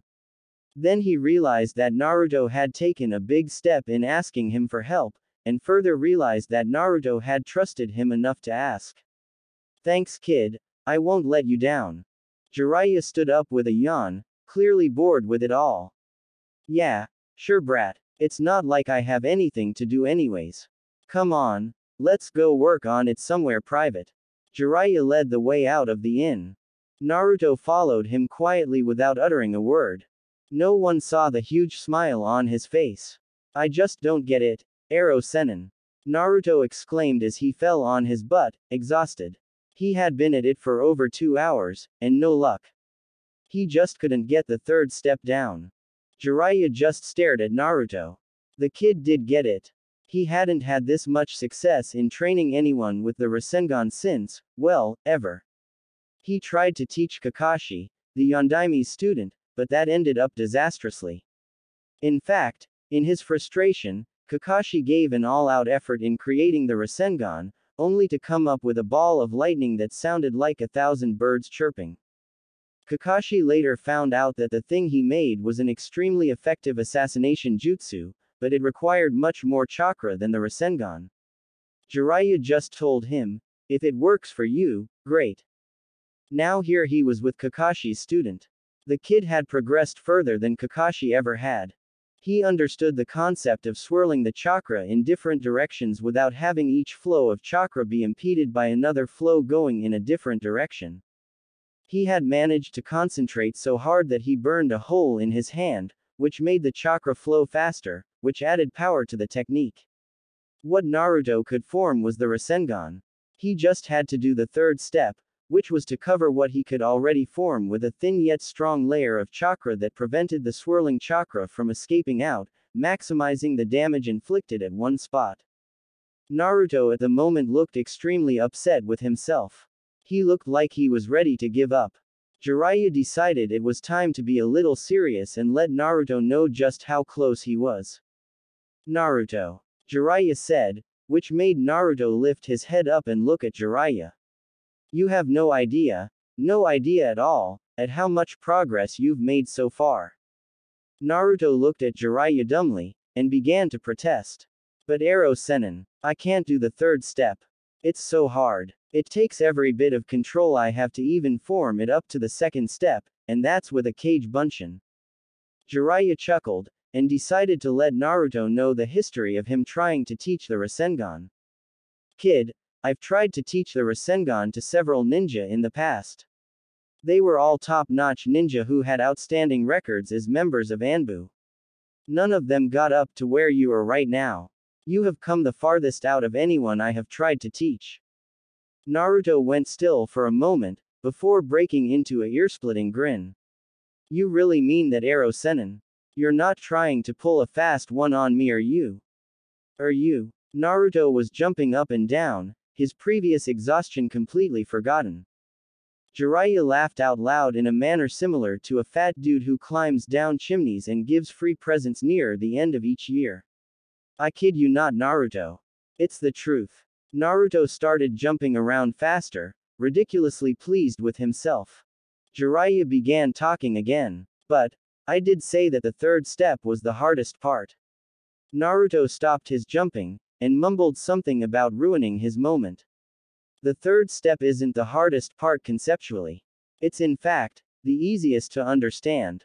It's just the hardest to do. There's nothing you can really do to learn it faster. It basically comes down to chakra control, pure and simple. If you have the control, you can do it. If not, you can't. That's all there is to it. Naruto looked down at the ground upon learning of this. So this means I can't do it, huh? He was blinking back tears. I tried so hard to learn this, Ero Sennin, I really did. I thought I could do it, but now you're telling me that I can't. Jiraiya chuckled, and ruffled Naruto's hair a bit before giving his reply. I didn't say you can't learn it ever. I meant that you can't do it now with your current level of chakra control. All you have to do is work really hard on your chakra control. Practice tree climbing until it becomes second nature for you to do so. Practice water walking until it's no different to you than it is to walk on solid earth. Practice holding a leaf to your head until you don't even realize that you're doing it. If you work on your chakra control, there is no way in hell that you won't be able to use the Rasengan someday. Jiraiya finished confidently. Naruto looked at Jiraiya with awe. He could still learn the Rasengan. And not only that, the Ero Sennin gave him some additional training that would help him become Hokage. In a couple sentences, Naruto's respect for the Toad Sage had rose several notches. Jiraiya laughed wholehearted at Naruto's expression. Yeah, I only teach the best you know. Naruto grinned. I think Tsunade and Shizune are definitely up by now.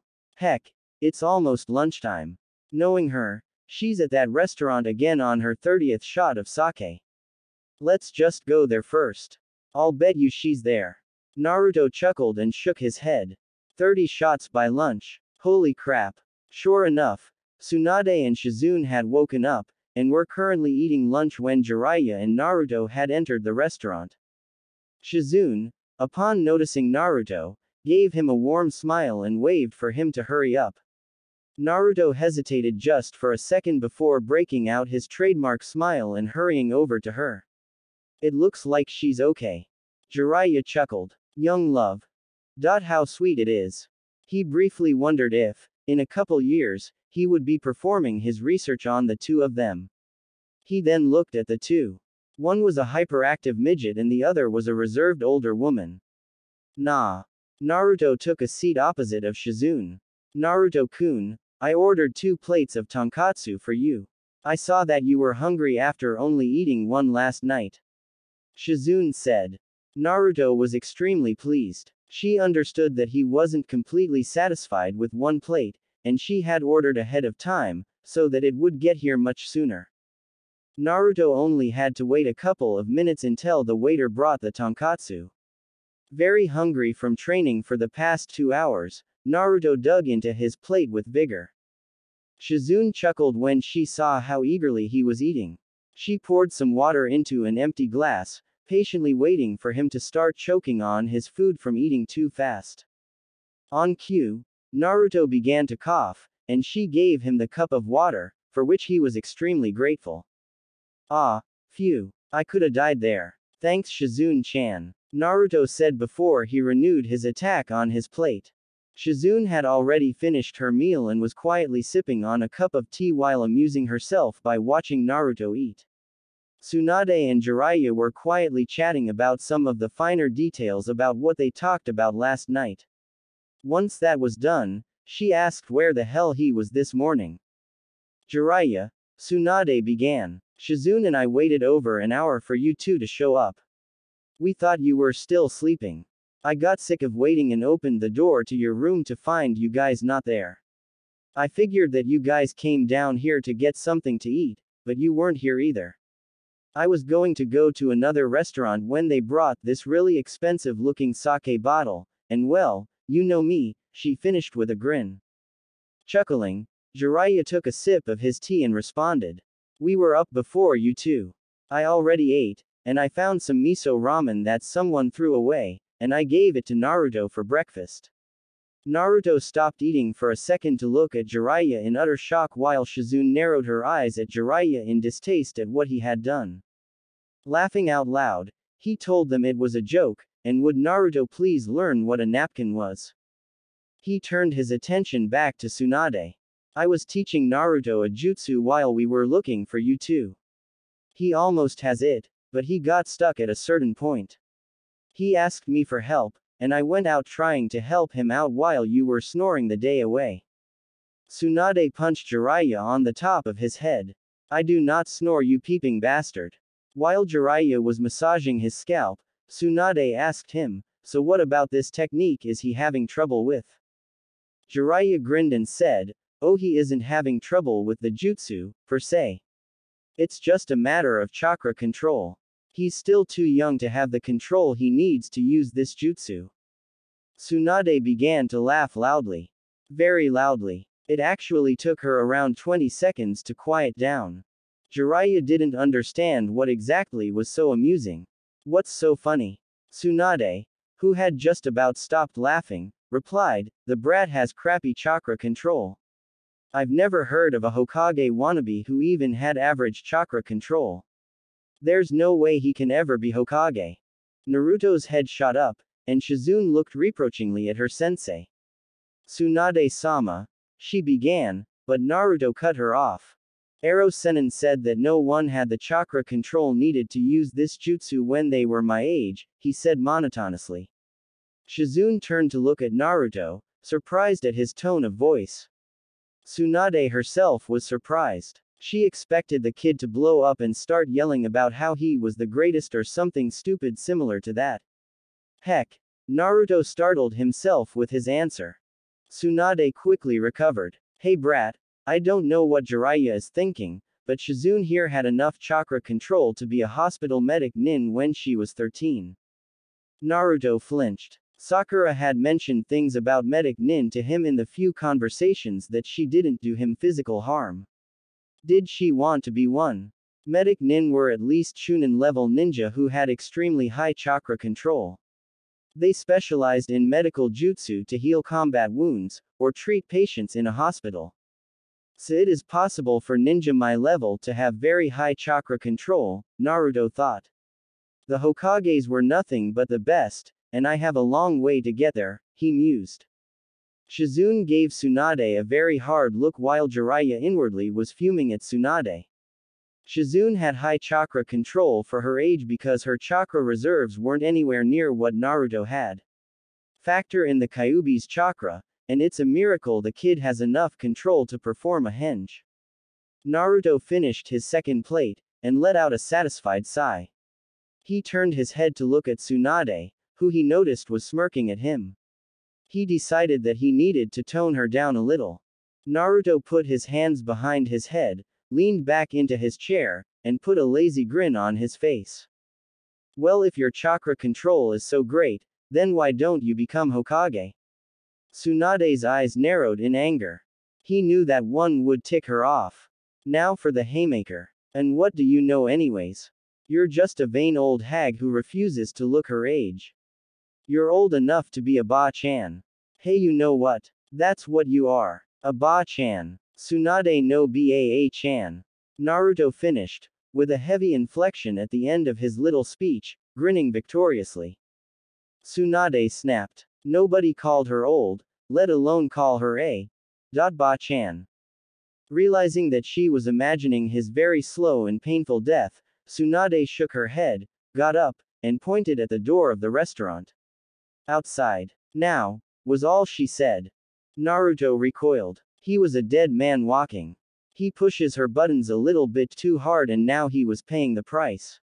He tried to create a light atmosphere and get out of the whole mess. Tsunade-sama, think about this for a second.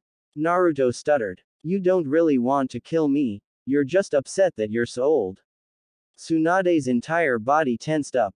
Shizune shook her head and sighed while Jiraiya was cracking up. The kid needed to learn to think before he talks. Without saying another word, Tsunade walked over to where Naruto was sitting, picked him up by the cuff of his orange jacket, threw him over her shoulder and walked out into the street. Naruto tried valiantly to break free and run for freedom, but it wasn't going to happen. Tsunade had a death grip on his jacket. Upon exiting the restaurant, Tsunade threw Naruto about 20 feet down the street. It was lunchtime, so the streets were alive with the children once more, and people were going about their business. It held such an air of tranquility that Naruto lost himself for a moment.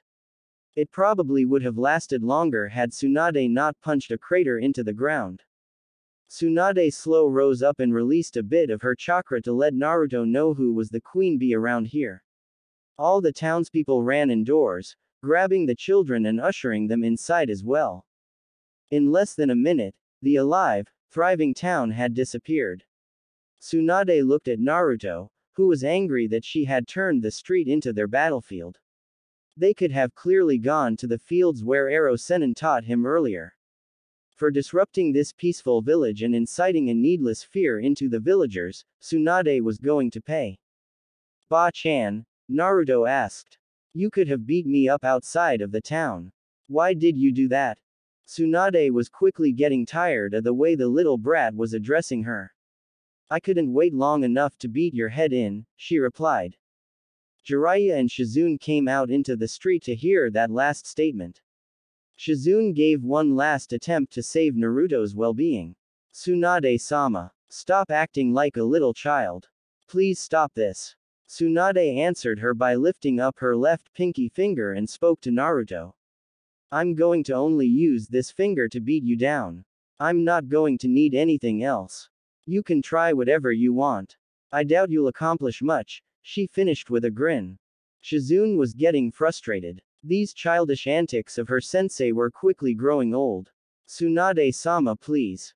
Her words got cut off as Naruto let out a scream and charged at Tsunade. Naruto was fuming inside. She'd beat him with her left pinky finger. No one underestimated him and got away with it. He'd show her that not only would she have to use more than just one finger to beat him, she was going to lose if she tried. He threw a right hook at Tsunade's face, which she quickly dodged by squatting, and threw her left pinky at his chin, lifting him off the ground.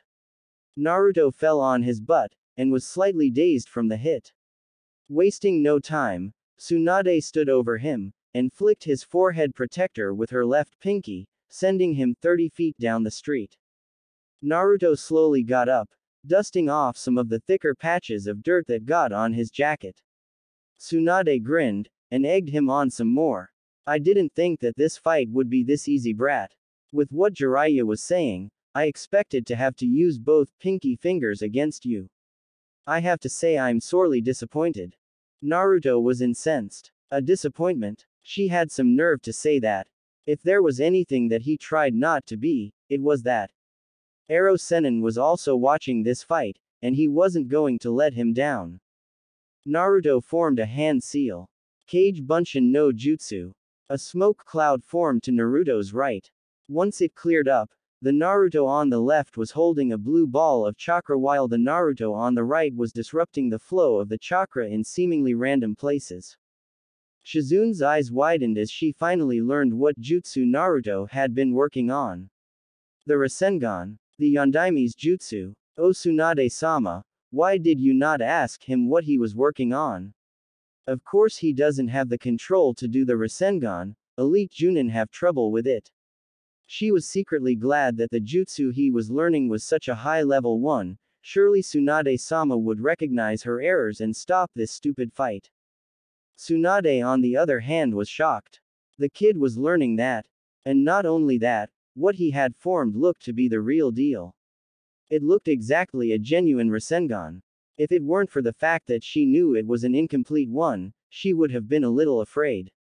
Well, Performing a jutsu's one thing, and executing it's a whole another monster. She doubted that he could hit her even if he had managed to form a perfect one. The Naruto on the right poofed out of existence. Naruto went full speed towards Tsunade with the intention of scoring a direct hit on her body. When he got to within 5 feet of Tsunade, Naruto aimed the Rasengan directly at her stomach, yelling, "Rasengan." Tsunade sighed. The kid had no sense of tactics whatsoever. A direct attack with no feints. No misdirection. It was as if he believed she was going to stand still and let him hit her. "You've got a long way to go, brat, if you ever want to be Hokage," she mused. Tsunade stepped to the left and caught his right arm, holding it away from her. The Rasengan quickly dissipated. Looking down at Naruto with a smirk, she was surprised to see him smiling. What's he smiling for? What are you so happy about, you little brat? Naruto wrenched his arm from her hand and said, "You used your entire hand." 5 fingers. Tsunade looked at her right hand, and was surprised. She had forgotten about her little declaration after seeing the brat form a real-looking Rasengan. She couldn't let him know that he won. She didn't have it in her to admit defeat. Tsunade shrugged. I was just being nice. I could have moved farther and dodged it altogether. I just didn't want you tripping and hitting yourself with that thing. It would have been a bitch to heal." Naruto nodded, secretly very pleased with himself for getting out of the fight without suffering too much damage to his ego and very little damage to his body. He was about to walk over to where Jiraiya and Shizune were standing when Tsunade turned towards Jiraiya. "Jiraiya, are you trying to teach this kid the Rasengan? What's the point of teaching him this technique when he can't even master it? Filling his head with stupid dreams. To actually think that he'll become Hokage someday." 1. Naruto stopped moving. Jiraiya gave her a venomous glare. There was only so many times you can put someone down. Shizune was simply stunned that Tsunade could be so cruel. She began to walk over to Naruto to reassure him when he abruptly turned around to look at Tsunade. He gave her one of the biggest smiles he'd ever made. "Okay. Everyone else in history stunk it up trying to Rasengan. So what? I'm not them. I'm me. Uzumaki Naruto. I won't know I can't do it unless I try. If I end not being able to do it, well, I'll do what Kakashi-sensei did and make my own variation of it. But you're not stopping me from trying. No way." Naruto finished. Tsunade almost smiled. The kid had more confidence than anyone she had ever met. He had scored some serious points with that comeback, and it dawned on her that the brat was slowly growing on her. It was impossible for her to not like anyone who resembled Naoki and Dan to such an extent.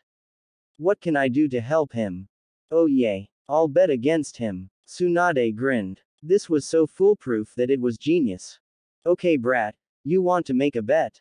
Tsunade asked. Naruto was a little confused. This was not what he was expecting her to say. "I'll bet that you can't learn the Rasengan in 3 months, she said, holding out 3 fingers. Naruto's eyes narrowed. 3 months. He'd been at learning the Rasengan for over a month already. He didn't need 3 months. "You'll buy me all the sake I want for a month," Tsunade said, grinning. A feeling of dread came over Naruto. He didn't expect to lose the bet, but the mere idea of having to buy sake for Tsunade had him breaking out in a cold sweat. Naruto reflexively shivered. If anything, he sure as heck was going to be motivated to learn the Rasengan as soon as possible. He closed his eyes and put his hands behind his head and asked her a question. "Oi ba-chan, what do I get when I learn the Rasengan?" He opened his eyes to see Tsunade charging at him. He couldn't process what was happening fast enough, and before he knew it, she had him in a headlock. Again with the ba-chan. Tsunade thought angrily. What the hell is wrong with this brat? Naruto was struggling against her for all he was worth. In other words, he got nowhere. She had him in a death grip and wasn't easing up in the least. Hearing a lecherous giggle, Tsunade turned around to see Jiraiya writing furiously with the definition of perverted smile on his face. Confused, she looked down at Naruto and realized that she was holding his head to her chest. Tsunade broke out in a faint blush, and was in the process of letting him go when Naruto stomped on her foot as hard as he could. That did it. Any thoughts of letting him off evaporated into the hot summer day. She renewed her death grip on his head and broke out in delighted laughter when he heard his muffled screams of pain. She was a little surprised. Knowing Jiraiya, she thought the kid would be a full-blown pervert.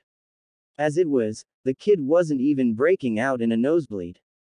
So the kid's not a pervert, eh? Let's see how far we can take this. Giving Jiraiya a devious smile, she moved Naruto's head so that it was right in her cleavage. Jiraiya guffawed like a horse and proceeded to write even faster before the stimulation was too much and he broke out into a titanic nosebleed and passed out on the floor. Tsunade smiled. Tsunade 1, Jiraiya 0. Naruto realized that his situation had become even more dire. Instead of just having his face being flattened like it was earlier, now it was being crushed from the left, right, and middle. On top of that, someone turned out the lights. It was very dark where he was.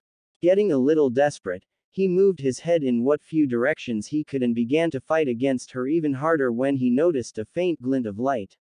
He stopped moving his head around and tried to concentrate his eyes on where it came from. He found it again, and for whatever reason, couldn't stop looking at it. When Tsunade felt Naruto go still, she wondered if the kid passed out. Letting him go to check if he was still conscious, she found that he was, but he still wasn't moving. Knowing rigor mortis takes more than half a day in this heat, she pushed him hard away from her. Naruto was unprepared for the shove, and almost tripped on his own feet. He managed to stay on his 2 feet while never taking his eyes off that glint of light, which turned out to be a green stone that she was wearing as a necklace. He had no idea why he couldn't tear his gaze from the stone, and had even less of an idea why the stone had such power over him. Tsunade noticed where his eyes were staring at and groaned. Sigh, I was wrong. The brat's been corrupted by Jiraiya. He's just a lot smarter in getting what he wants. Quickly getting sick of a little brat ogling her goodies, Tsunade decided to get him to stop by embarrassing him. Hey brat, she began with a seductive smile. Like what you see. She gave him a wink for good measure. Naruto, realizing what part of her body the stone was at, was about to sputter out an apology when he realized her game. In the past month traveling with Jiraiya, Naruto had observed Jiraiya performing research a number of times. Over time, he came to a gradual understanding of how men and women tease each other. He blew Tsunade the biggest raspberry he could, and said, "Who'd want to stare at your old, saggy, ba-chan breasts?" Shizune let out a gasp and put her hand over her mouth. Realizing that Naruto was about to meet Kami-sama, she offered the venerable Kami a quick prayer. Kami-sama, please protect Naruto for the next 10 seconds. He knows not the words he has just uttered and the wrath he has just unleashed. Tsunade's eyes were replaced by 2 blue pools of chakra, and she was radiating chakra from her body in such large amounts that Naruto briefly wondered if she had pulled a Rock Lee and opened a celestial gate. He didn't have to ponder for long, as Tsunade charged at him silently, her desire to kill him overpowering the immediate area. Naruto felt it, but stood strong. When she was halfway to him, he asked a question out loud. That stone, what is it? Tsunade was brought to a complete stop, her chakra and killing intent gone as soon as it erupted. Her shock was obvious in her body language and her surprise even more so in her tone of voice. What stone? Dot are you talking about? Naruto didn't budge. That green stone that you're wearing is a necklace. Tsunade inwardly flinched. The stone was the last memoir she had of her grandfather, the Shizune Hokage of Konoha. Its monetary worth could have supported a small village for years, and the sentimental value it held to her was above priceless. She had gone to great lengths to hide it. The stone seemed perfectly complacent when she was wearing it, but the lure it held to others was great, and the last 2 people she let have it ended up being referred to as bodies within the year. Tsunade shrugged, and dismissively said, "It's nothing, brat. Nothing at all." Naruto straightened out a bit, and gave her a smile. He was pleased at her response. Well, if it's nothing to you, Ba-chan, when I master the Rasengan, I want that. He pointed at the stone for emphasis. Tsunade was shivering inside. The brat had no idea what he was asking of her. She had only given the stone to the two people she loved unconditionally with all her heart. And it broke her heart each time she had to claim it again from their lifeless bodies. Outside, Tsunade was an emotionless statue. No can do, brat. This stone's worth a small fortune. You can bet that you'll master the Rasengan, the Karyu Enden, the Shiki Fujin and the Haraishin in 3 months, and I won't take it. Tsunade thought this would stop the brat from asking again. After all, she threw 3 of the Yondaime's jutsu in there, and the kid always perked up when that man was mentioned. Naruto was musing. He had no idea what the Shiki Fujin or the Haraishin were, but he knew the Karyu Enden was the apex of fire jutsu. He had overheard Kakashi-sensei mentioning it to Sasuke. It created a massive flame in the shape of a dragon that seemed to have a mind of its own. The flames were several times more intense than the fireball Sasuke could already form, and required a very high affinity with fire, whatever the heck that meant. In other words, he had no shot of learning the Karyu Enden, which meant he couldn't win that stone as a prize. Given the way she mentioned all 4 techniques, he figured that there was nothing he could bet to learn in 3 months and have her accept. Naruto then suddenly perked up. 2 words in that statement were the key. 3 months. What if he offered to learn even just the Rasengan in a much shorter time span? It didn't have to be impossible by any means, he just had to make her think that it was impossible. After all, she thought 3 months was impossible, because she dictated the term to him when she made the bet. Huh? Naruto mused. When did I get so smart? Naruto began his attack to get Tsunade to agree. Oi, Ba-chan. Tsunade shot him a look that promised death by castration. I'll bet that I can learn the Rasengan in 1 week, if you bet that necklace. Also, if you bet it and I lose, I'll buy you twice the sake for twice as long. Tsunade couldn't stop the surprise from showing up on her face. 1 week. Given where he was at the moment, mastering the Rasengan in a week was impossible.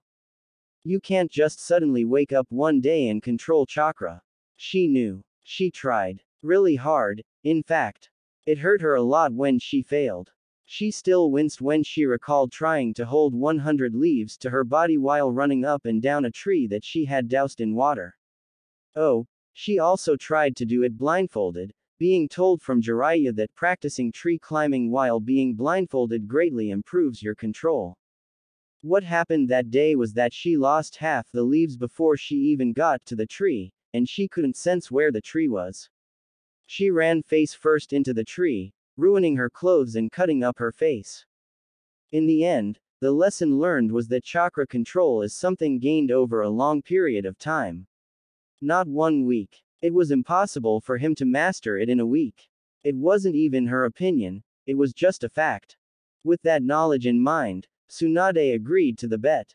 What she didn't realize was that she was subconsciously throwing her heart out there one last time. Okay, Naruto. If you learn the Rasengan in 1 week, I'll give you my grandfather's necklace.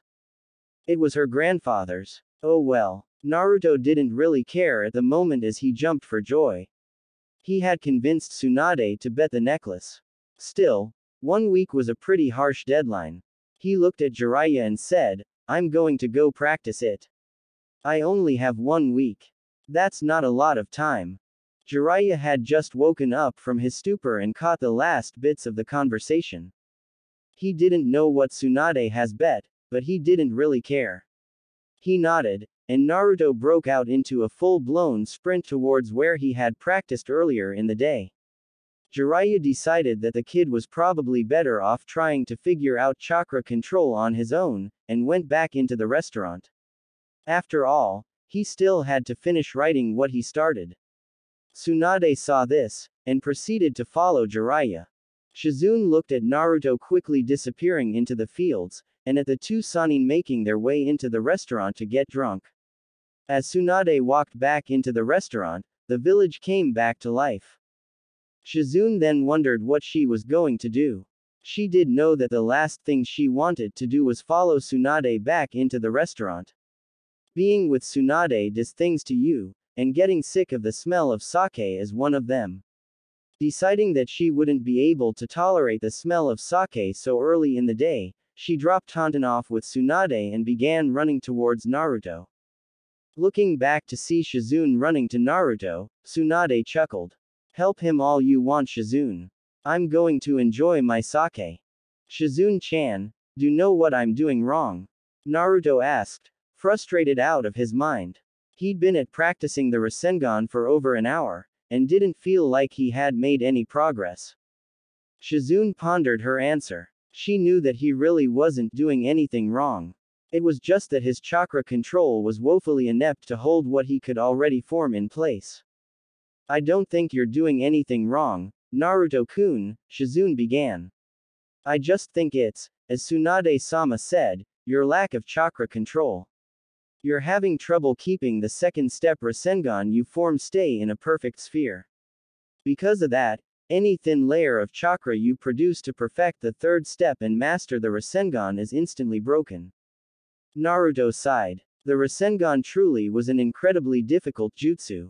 To even do the first step, a ninja had to have sufficient chakra control to swirl around an amount of chakra in enough different directions, while maintaining a spherical shape. Many people can't even do that, as they either don't have the chakra control or the chakra capacity to practice it enough to get it down. If you get past the first step, you then had to pump a lot of chakra into it for power, making control and capacity an even bigger issue, while maintaining a spherical shape. Then the last step was to create a thin layer of chakra that held the entire thing together, keeping the power inside. The spherical shape is emphasized in the final step more than ever, as even a small mistake in the shape at some point would burst the layer of chakra holding the swirling chakra together. Naruto's demeanor instantly became bright when he went over everything that made the Rasengan so difficult to learn. He knew that when he mastered it, he'd have at least Chunin-level chakra control, if not more, and that he'd have a really powerful jutsu in his arsenal. That said, he again reached an impasse in his training, but this time, Ero Sennin wasn't around to help him out. Shizune was though, and from what he remembered, she was a prodigy at chakra control. He figured that she might be able to point something out to him that might help him out. And even if she didn't, he liked talking to her. Shizune-chan, what should I do differently to learn this jutsu? I don't think I'm going to learn it by doing what I did for the past hour for another week. Naruto asked her. Shizune for her part had already been mulling over what Naruto could do for the past 20 minutes, and she had come up with a pretty good solution, if she did say so herself. Naruto-kun, why don't you try to form a smaller Rasengan first? Shizune asked him. Naruto looked a question at her. He had no idea where she was going with this. Shizune smiled at his confusion and began to clarify things for him. See, it's like this, Naruto-kun. When you're a baby, do you instantly learn how to run? Naruto shook his head. Of course not. Babies can't run. They can't even walk. They first learn how to crawl. Then walk. Then, oh. Shizune continued on, though she saw the light dawn on his eyes. No, they don't. They first learn how to crawl. Then when they master crawling, they learn how to walk. Once they master how to walk, then they begin to learn how to run. So what I'm suggesting is for you to create a smaller Rasengan first. If you can do that, then gradually put more and more chakra into it, until you can create a normal-sized Rasengan, mastering the jutsu. Shizune finished on a high note. Naruto came to that conclusion before she finished, and he had already tried to create a smaller Rasengan than before. To his horror, he found that this was proving to be even more difficult for him than the normal-sized one. Naruto was quickly becoming frantic. The prospect of wasting all that money on Tsunade's sake was quickly becoming a reality, and he was scared for Gama-chan's well-being. Shizune-chan, I'm having even more trouble with the smaller one. What's going on? Naruto finished, unable to stand still. Shizune was stumped. The Rasengan ate up quite a bit of chakra. There was no reason for him to have even more trouble with a smaller one than he did with a normal-sized one. When Naruto began nagging at her again, Shizune became a little frustrated herself, and snapped back at Naruto, "Then try making a really big one and work your way down." It wasn't in a harsh tone, but that was the first time she had ever raised her voice at Naruto. She immediately regretted doing so, and tried to apologize to him, who had turned his back on her. She slowly began to walk over to him, saying, "I'm sorry, Naruto-kun. I didn't mean to snap back at you. It's just that, well, I really want you to learn this jutsu. And prove Tsunade-sama wrong." She finished in a determined tone. Naruto's answer was to summon a Kage Bunshin, and create a Rasengan far bigger than what he had been creating before. Shizune was in awe at the sheer amount of chakra Naruto seemed to have. Her awe quickly turned to joy as she noticed that this Rasengan was far more spherical than what he had produced before, and the shape seemed to be much more stable. When Naruto finally performed the third step on it, he had managed to keep the shape for a whole 3 seconds before the Rasengan destabilized and died out. The Kage Bunshin poofed out of existence, leaving an exhausted Naruto panting for breath. He had put quite a bit of chakra in that Rasengan, but it wasn't any more than what he needed to create 50 Kage Bunshin, which he normally can do without even breaking a sweat. What tired him out was the amount of concentrating he had to do to keep the Rasengan together. It took a lot out of him and his head was hurting from concentrating too hard. Mistaking his panting as chakra exhaustion, Shizune quickly rushed over to Naruto. "Naruto-kun, are you okay? Are you feeling chakra exhaustion?" She was very concerned for his health, as chakra exhaustion could knock people out for weeks, and made no attempt to keep the worry out of her voice. Naruto turned around to see Shizune's face, making a worried look on his behalf. He was touched that she was worrying about him so much. He didn't want her to worry, but to have someone concern themselves with your well-being was truly a pleasant feeling. His mental exhaustion more or less gone, he jumped up and started skipping around her with a huge smile on his face, yelling, "Yada!"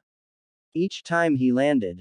Shizune was startled when he shot up, but quickly relaxed when she saw that it wasn't chakra exhaustion. She couldn't keep a smile out of her face after seeing how happy he was. Naruto then yelled to her, "Shizune-chan, you were right. I just have to create huge Rasengans and work my way down to a normal one." "You were right. You were right, you were right," Naruto exclaimed as he began to skip around her even faster. He didn't keep that up for long, however, as he landed after one particular skip, he shot towards Shizune and enveloped her in a bear hug. Shizune jumped a little in surprise. Naruto was short for his age, so he only came up to her shoulders. Her thoughts quickly faded from how tall he was to how much she was enjoying the hug. It had been over 14 years since her uncle last hugged her. Tsunade wasn't much for physical contact outside of causing bodily harm to others. Traveling around with Tsunade meant that she couldn't date. In other words, human contact was a very scarce thing in her life, let alone a hug with as much contact as the one Naruto was currently giving her. She could feel the strength of his body through how strong the hug was. But most importantly, she felt his warmth. The body heat of another person. It was such a warm and pleasant feeling. Wanting more contact, and to applaud his progress, Shizune gave him a little hug back. Naruto felt her hug him back, and it triggered a feeling that he never felt before. He just knew that from this point on, he would always do his best to make Shizune happy. That smile she made when he was skipping around her was something he wanted to put on her face every second she was around him. That smile full of mirth and affection, without any trace of deception. Letting her go, Naruto grinned sheepishly at Shizune. "Sorry about that, Shizune-chan," he said as he rubbed the back of his head with his hand. Shizune smiled back in response and let him know she didn't mind. "It's alright, Naruto-kun. It's not like I was offended or anything by it. In fact, I got the feeling that you really liked hugging me, with how strong your hug was and all," she finished, teasing him. Naruto blushed, turned his face away from her to hide his embarrassment. Shizune then decided to probe. So Naruto-kun, did you like hugging me? Naruto, still looking away, tentatively nodded. Shizune mentally grinned. So he liked it too, huh? I'm glad. Well, I'll tell you what. If you master the Rasengan in a week, I'll give you a hug, Naruto-kun. How's that sound? Naruto's face broke into a huge smile. You really mean that, Shizune-chan? He asked of her. He looked like he was having trouble staying still long enough for her answer. He probably wants to jump around again. Shizune thought, laughing at the mental image. When she nodded, Naruto did a single jump while yelling, woohoo, in celebration before landing and quickly running away from her. When she asked him what he was doing, he looked back at her and yelled, I need to master the Rasengan faster than ever now. I'm going to train all day and all night. Just you wait, Shizune-chan. I'll have it mastered before the week ends. You can count on it. Shizune chuckled before she walked over to under a tree to watch him practice. She was still in awe at his seemingly limitless stamina. How he could produce Rasengan after Rasengan that big in practice control was beyond her. It broke the rules of chakra and nature as she knew it. Then she looked at his eyes, full of determination and vigor. She thought that his eyes were quite comely with that glint. Shaking her head, she proceeded to stop that train of thought. As time went on, Naruto was training every bit as hard as when he began, if not harder. Shizune began to notice the muscle definition on his arms, and the few times he failed to keep the Rasengan under control, the following explosion kicked up a sizable gust of wind, revealing his stomach for seconds at a time. From the few times she saw it, she noticed that it had quite a bit of definition for a 12-year-old. However, each time she thought that, she looked at her face, and reminded herself that he was only 12. His face still had a bit of baby fat left, and it added to his childish personality. As Naruto finished his second hour of training, Shizune began to doze off. It amused her that he seemed to show no signs of fatigue after 2 strenuous hours of training where she was struggling to stay awake from just watching him. Her eyelids were slowly becoming heavier and heavier, as sleep threatened to overcome her. Before she did give in, she thought of Naruto in a couple years, without the baby fat, and much taller than he is now. The picture of him in her mind was a very attractive young man who had her in a very warm hug. He was taller than she was by a head, now she was the one resting her head on his shoulder during the hug. Her imaginary Naruto had a very toned body, and he somehow instantly lost his shirt during the hug. She broke the hug and stared. Performing the first lecherous smile of her life, Shizune drifted off into sleep, fantasizing about a future Naruto that would hold her as warmly as she would hold him. Shizune-chan, wake up. Shizune-chan. Shizune groggily woke up. Wiping her eyes with her hands, she opened them to see Naruto's face right in front of her. She jumped back a little in surprise, hitting the tree she slept on with her head. As Shizune yelped in pain and massaged the sore spot on her head, Naruto laughed and sat down next to her. She felt his body heat radiating from him, and noticed a subtle desire to get closer. Seeing no reason not to, she moved to him until his arm was touching hers. To her delight, Naruto didn't flinch, or move away from her. If anything, he relaxed into her arm, giving her a warm feeling inside. When Naruto let out a yawn, she was surprised that he tired himself out. Then she took a look at her surroundings. The sun was setting in the horizon, over a distant mountain that she couldn't remember the name of. She surmised that he trained for roughly 7 to 8 hours straight, which was, for lack of a better word, insane. She was surprised at how much stamina Naruto really seemed to have. Then again, she shouldn't have been surprised. She was beginning to realize that Naruto was a surprising person. He had surprised her with his spontaneous hug, and he surprised her again with how long he trained. Was it for the necklace or the hug, Naruto-kun, she wondered. Suddenly feeling a weight on her shoulder, Shizune turned around to see Naruto's head on it. He had fallen asleep on her shoulder. He's probably exhausted from training so hard for so long, Shizune thought. She looked at Naruto's face. He had his mouth closed in a serene smile, and he was breathing softly. He took off the Hittite at some point during his training, as it was in his hand. It revealed his entire face to her. She loved how his whiskers seemed to wiggle each time he took a breath. She carefully moved her other arm to touch one, upon which he grimaced, made a face, and went back to sleeping normally. She thought that was the cutest thing she ever saw, and found it very difficult to resist the impulse to do it again. Looking at the sun setting in the distance, she realized she had found a moment of peace in her otherwise busy, wandering life. She closed her eyes and took a deep breath, reveling in the moment, and doing her best to fixate it permanently into her memory. After she believed she had done so, she looked at Naruto again, and realized that she too was still quite tired. Making herself comfortable as best she can without bothering Naruto, Shizune put her head on his and began to doze off, the two of them keeping each other warm with their respective body heats. She figured his body heat would keep her warm enough to stay out here for a couple hours before they had to go back to town to rest up for tomorrow. Shizune perked up at that thought. Tomorrow. Tomorrow would be the day Orochimaru asked Tsunade-sama to give her decision on whether she would heal his arms or not.